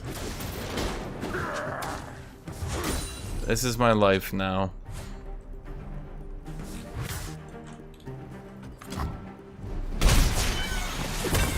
You wanted the god of the forge, you got him.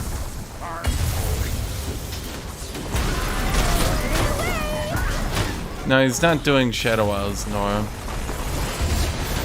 Just so we're all aware, I made 2 plays since I joked about it. I made 2 plays. I played 1 spell and then I attacked since I made that joke.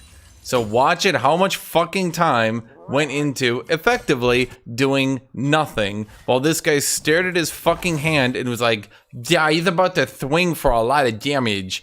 How do I stop it?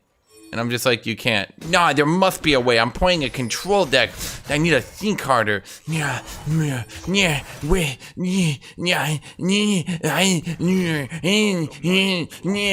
just sitting here like, please end your turn. Please, please. He's like, no, I can outplay it. No, you can't, buddy. Now you're ready to prowl. To action!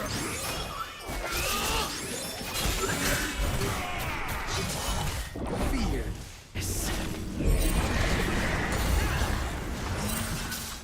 An enemy has been slain. Oh, seriously? Man.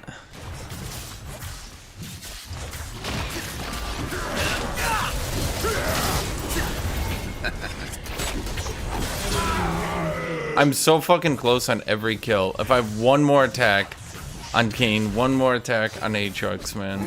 Your turret has been destroyed.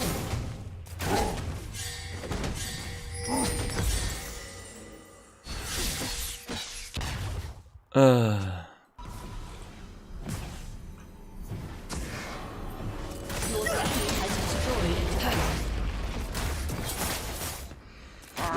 No, I'm playing this really fun game called League of Legends where you get macroed out of the game, but somehow that's gameplay. Don't ask about it. Maybe I'll win though. Maybe. Urge to kill rising.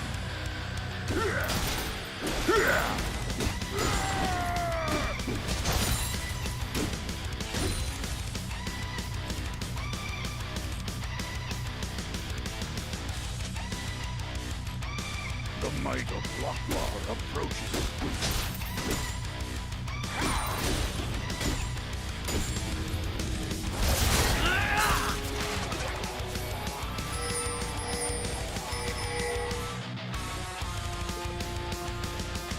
To action!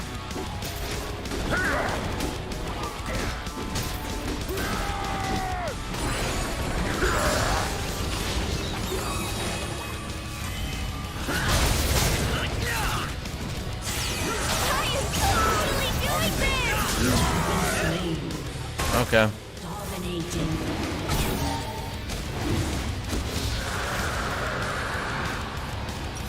Top lane when not being 3-manned. They are now 3-manned.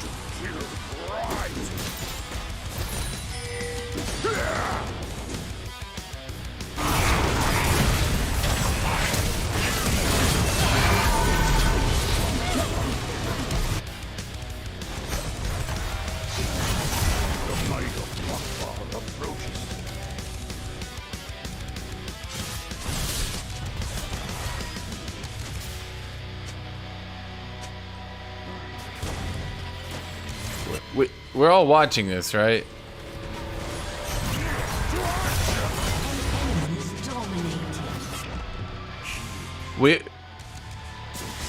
We all watched that, right?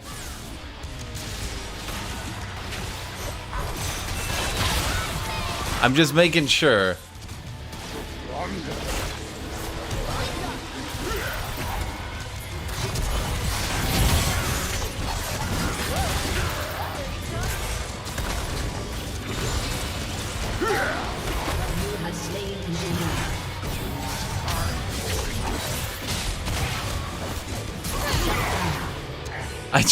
I just need to mentally confirm that I am not seeing things, and in fact, he dead ass stood there as the Aatrox flanked around, stood still, and died.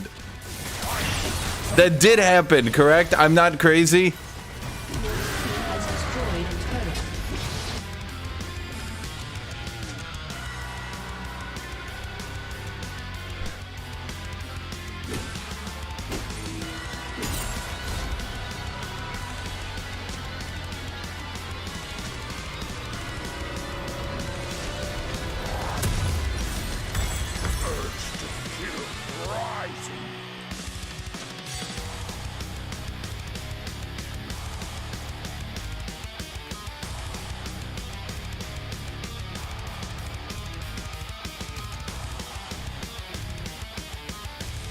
An ally has been slain.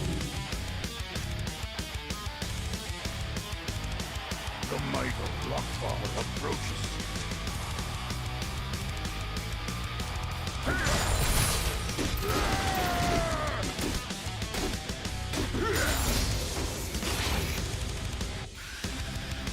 How long does it take to evolve the pets? I don't know. I'm not a petspert.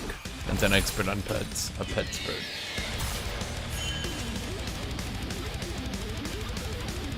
I mean, once the PBE comes out, what'll happen is then the PBE, it'll be out.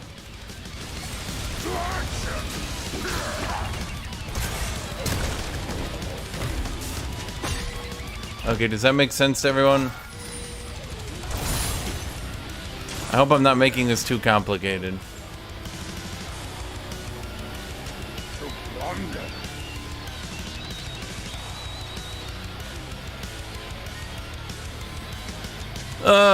I'm bored today, man. From shit teams to just being camped. Lee can just throw some curveballs at you where you don't really get to have any fun. I'm going.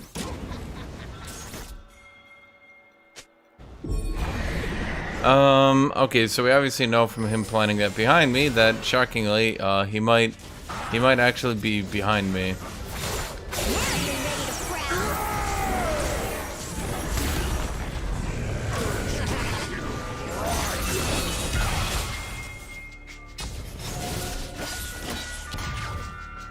Everybody got that.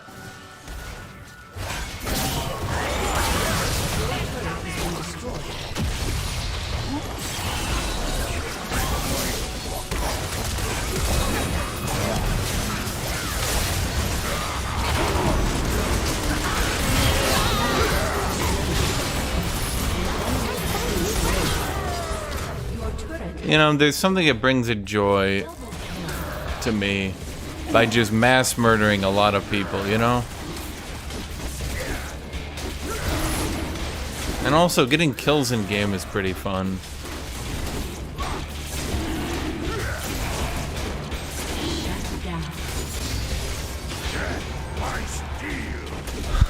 They wasted a lot of shit on me right before that fight, I'll tell you that much. Wasting Rumble ult and Yumi ult. I wonder if those two go together, yeah? An enemy has been slain.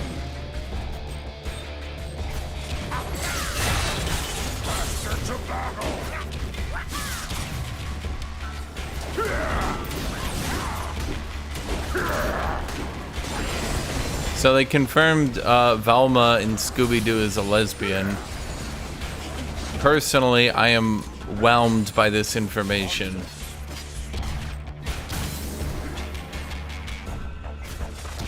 Although it does break the Johnny Bravo canon.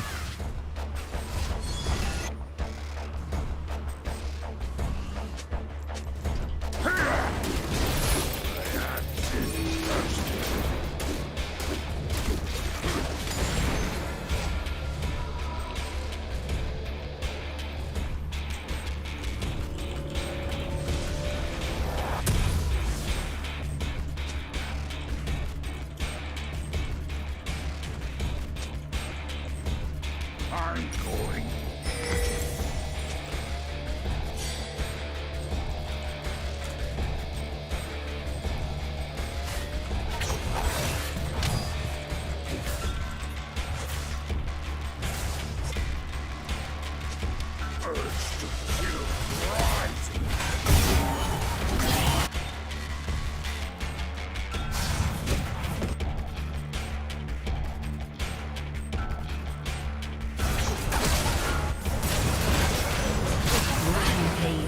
I'm gonna be dead honest.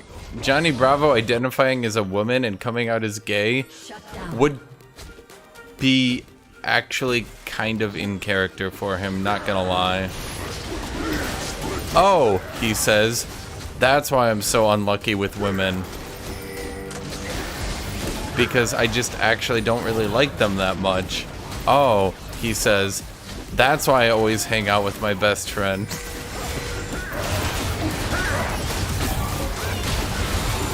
Oh, this is bad.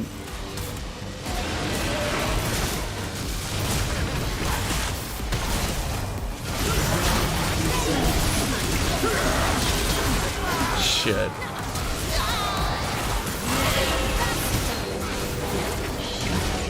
Yeah, we got the Baron. Enemy double kill. Unstoppable. You have been slain. No, Carl. Although he hates both of them. Does Johnny Bravo actually like anyone? Maybe Johnny Bravo is actually just asexual and he was trying to follow societal norms, but he realized that's not really who he is inside.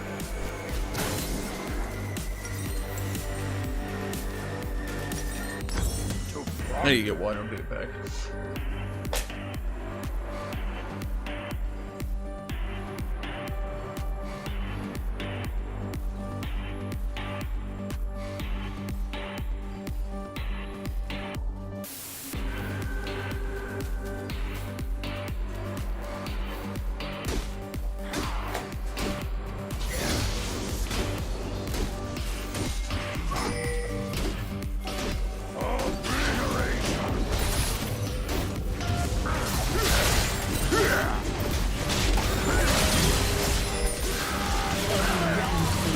Well,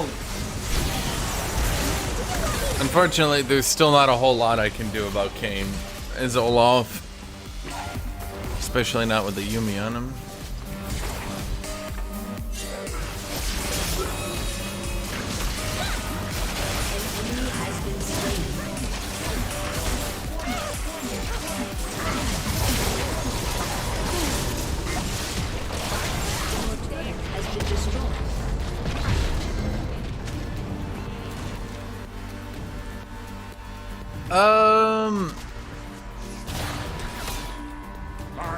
No, Velma's never with Shaggy, dude.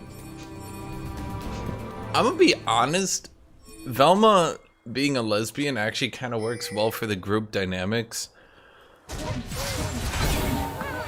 Because Shaggy seems to be... Shaggy could be bisexual, and I don't think it would really change anything. But Velma and Fred obviously are pretty damn heterosexual.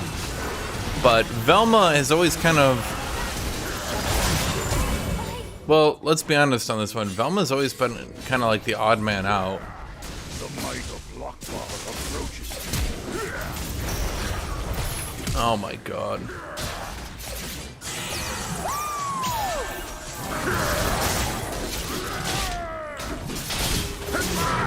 Unstoppable.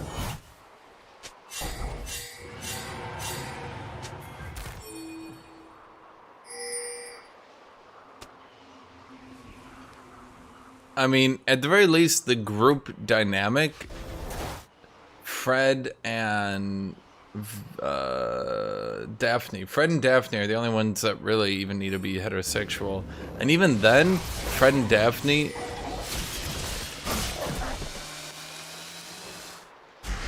Like, in all honesty, no one really needs to be heterosexual for the group dynamic to work. They just can't be with each other, because that fucks with things. Fred and Daphne could be with each other, but it wouldn't really work out that well.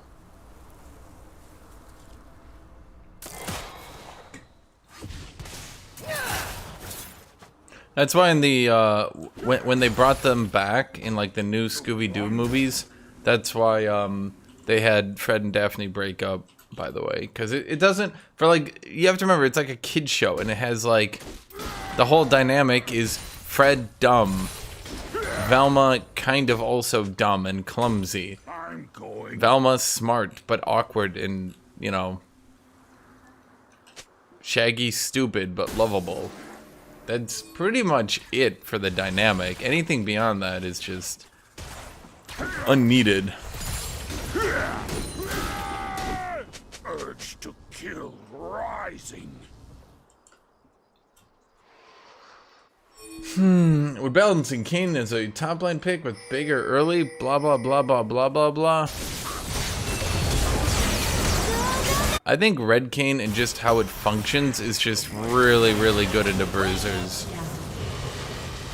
An enemy is dominated. But is sexuality of the group? That's what I'm saying. It doesn't really actually matter. Not really. Ally has been slain.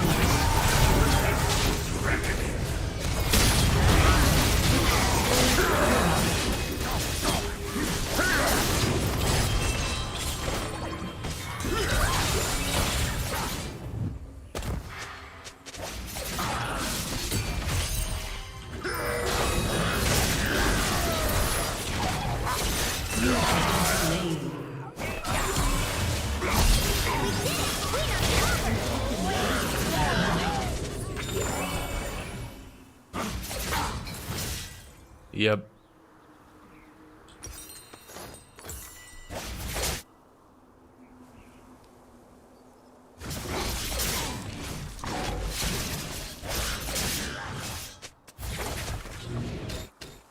Like, that's what I'm saying. Like, the group dynamic could work with them all being straight, all being gay, all being bisexual, all being asexual. It really wouldn't change anything.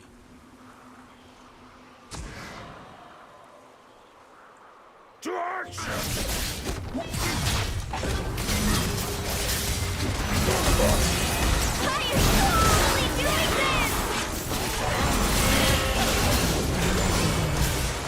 Enemy double kill. Enemy triple kill. I'm loving how they're blaming Yumi for that.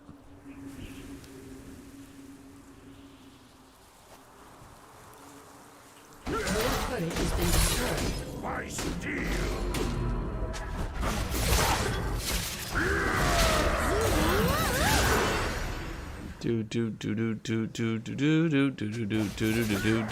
I need this guy to chase me so that they don't end the game. Your turret has been destroyed. Best game in the spirit realm. Your inhibitor has been destroyed. Your turret has been destroyed. The enemy is legendary. An enemy has been slain. Double kill.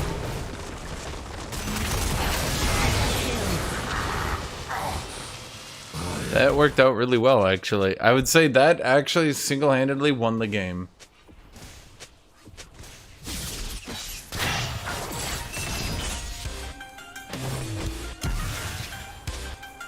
He almost went, would have beat the turn. Yeah, dude, if I turned there, I would have beaten him. Damn. Why didn't I think of that? The fact that he killed me as I was running away means nothing. If I turned, dead from full, man.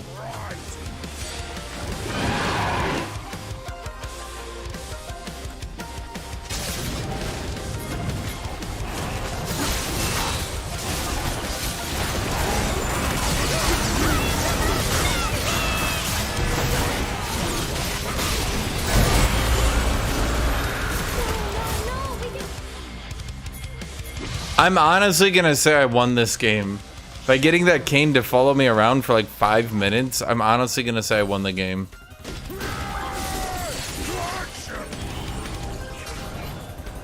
Anyone want to disagree with me on that one?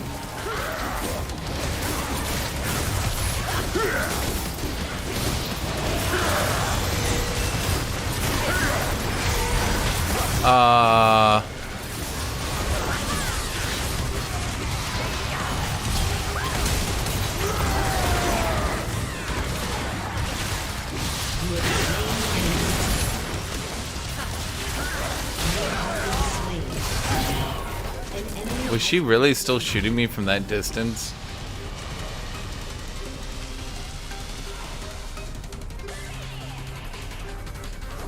We just got so much shutdown gold and so much gold, period.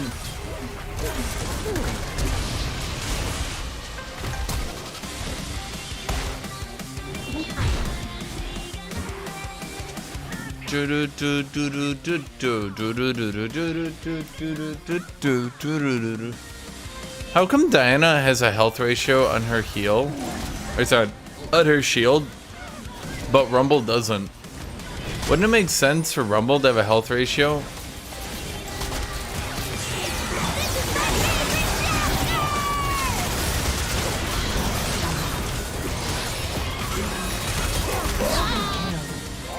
Okay, but why does Samira do so much damage? I'm not like asking from like a balance perspective. Like, how the fuck does she do that every time, man?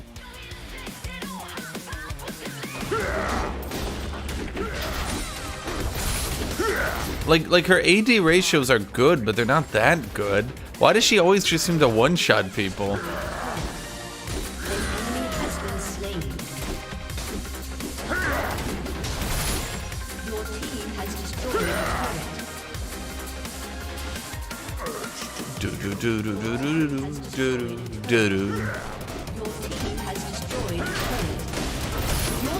I don't think Samira is bad for the game. I think Samira is fine.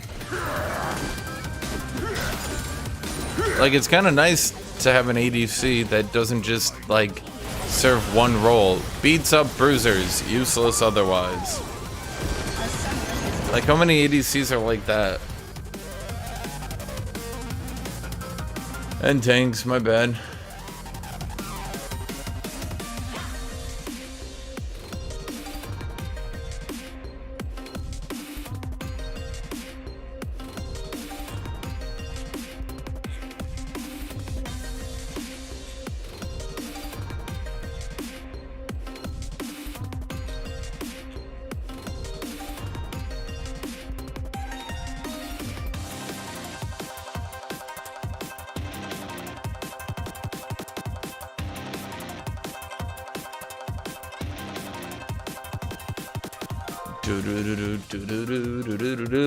I'm gonna give it to Samira because she actually stayed at range and beat people up pretty well.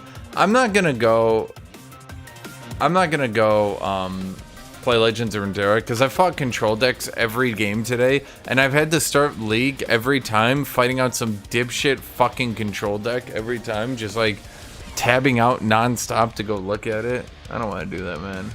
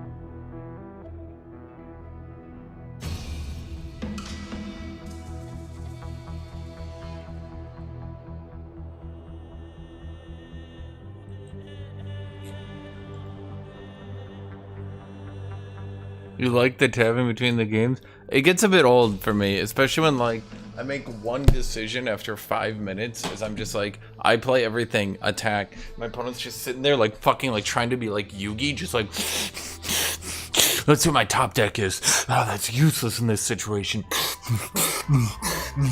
Oh, I know what to do. Oh, I don't know. Oh, I could. And I'm like, I swing all, and he's like, and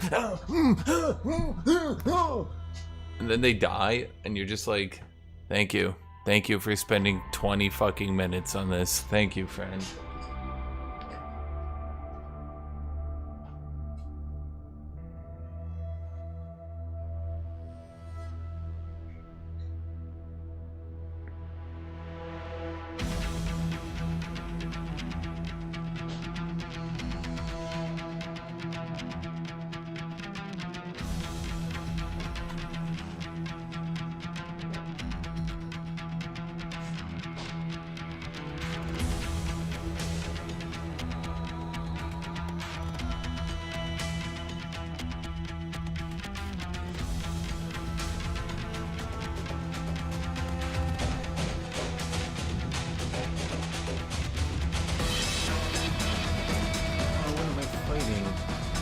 Oh, Lucian Top.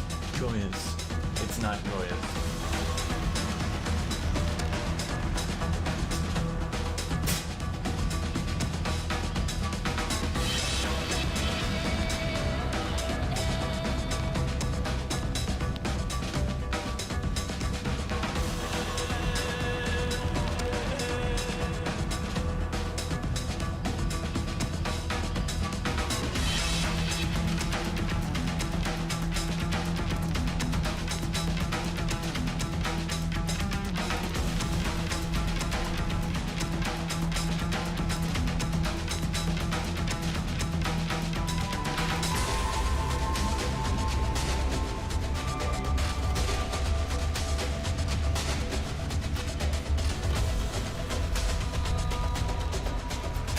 I don't know what I hate more, fighting Lucian Top or not fighting Lucian Top because someone dodges.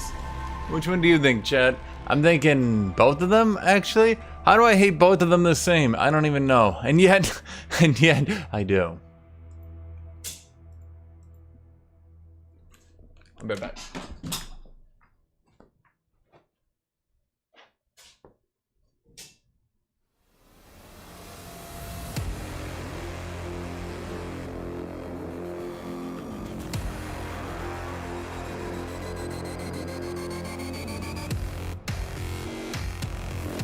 So I'm just trying to make coffee right now.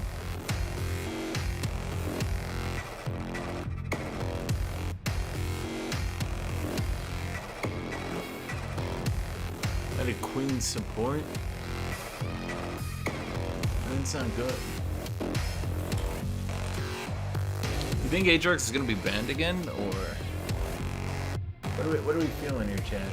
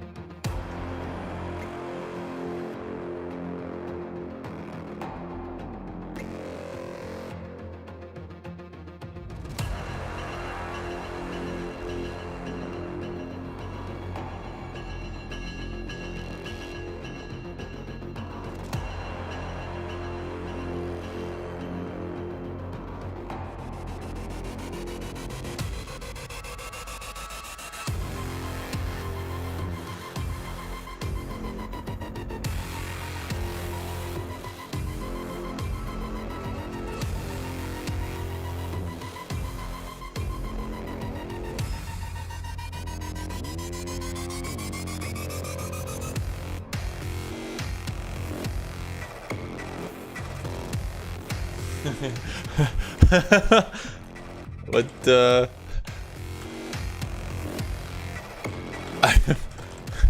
what's your repose planned for this? What's his next move gonna be?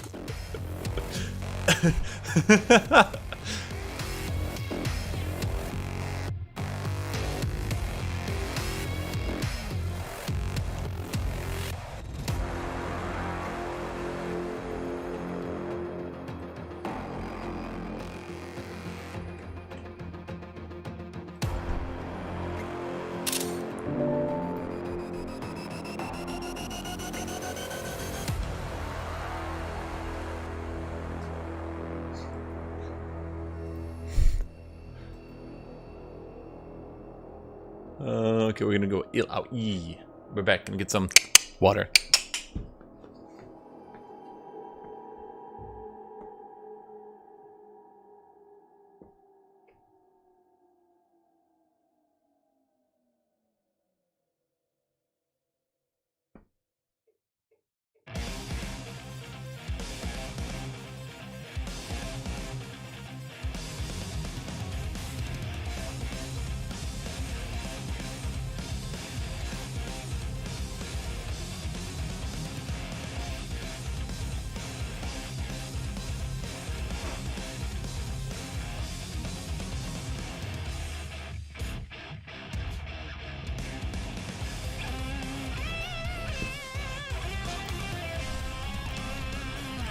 What? No, it's not Pike Top. Pike and Laura are gonna swap, dude.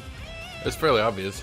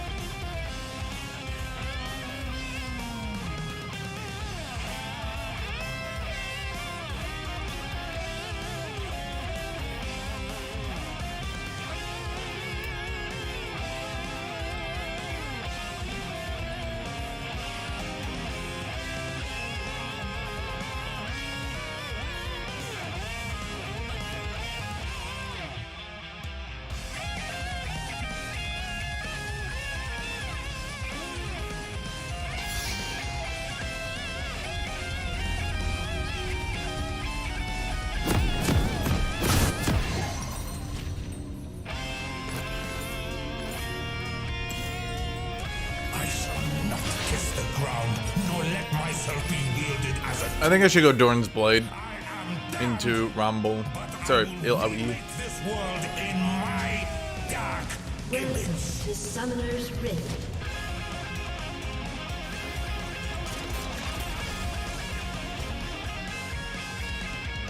"30 seconds until minions spawn."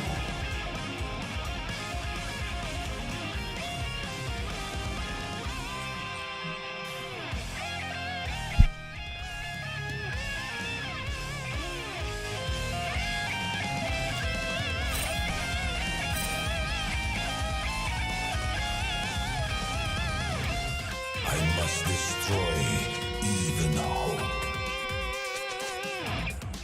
Minions have spawned.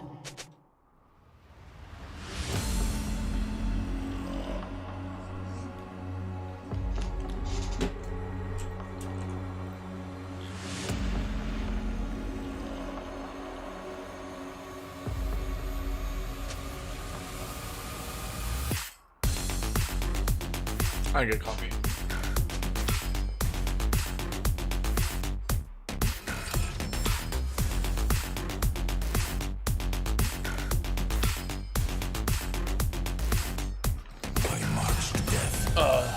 So I was considering if I should wait or if I should, but I figured I'd get it right before the mini wave. I killed God's priestess. Let us continue this. Oh my god, dude, I've been working my upper body the last few days. And now every time I move, it's just really sore.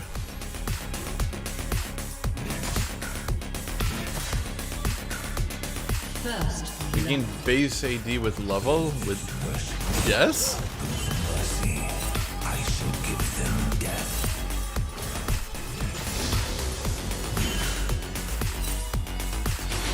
Every Alawi is gonna use this skin, and every Aatrox is gonna use Mecha Aatrox.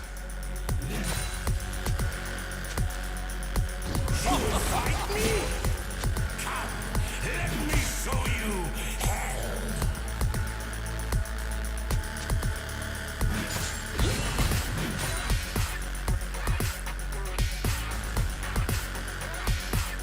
Yeah, this skin, the hitbox disappears before it finishes casting for some reason.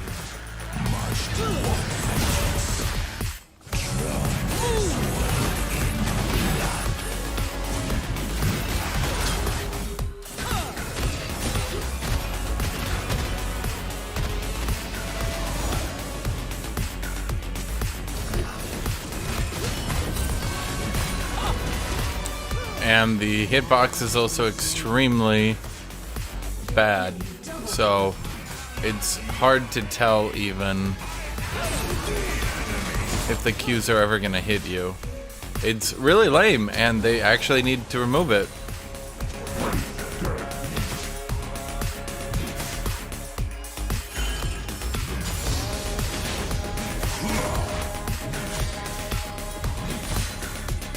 I will drown them in oceans of blood. has been slain.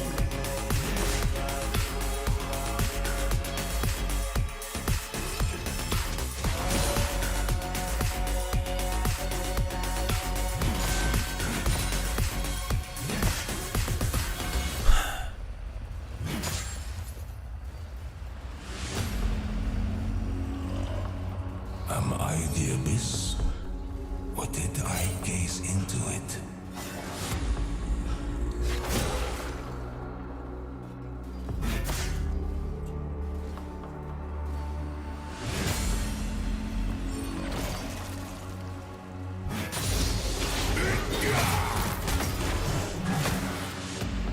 Fight! Join me in death!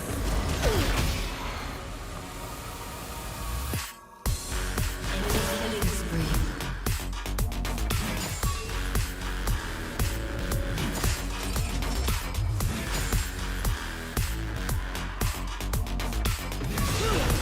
Hear this cursed form sing!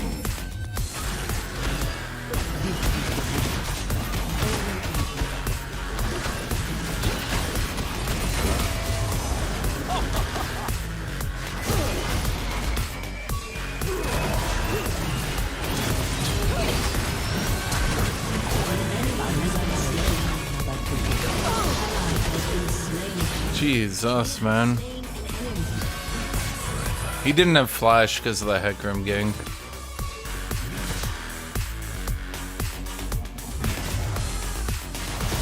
Shut down.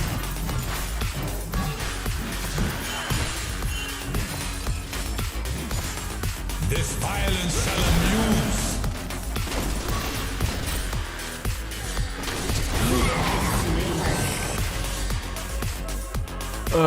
This is why this game actually needs cast times.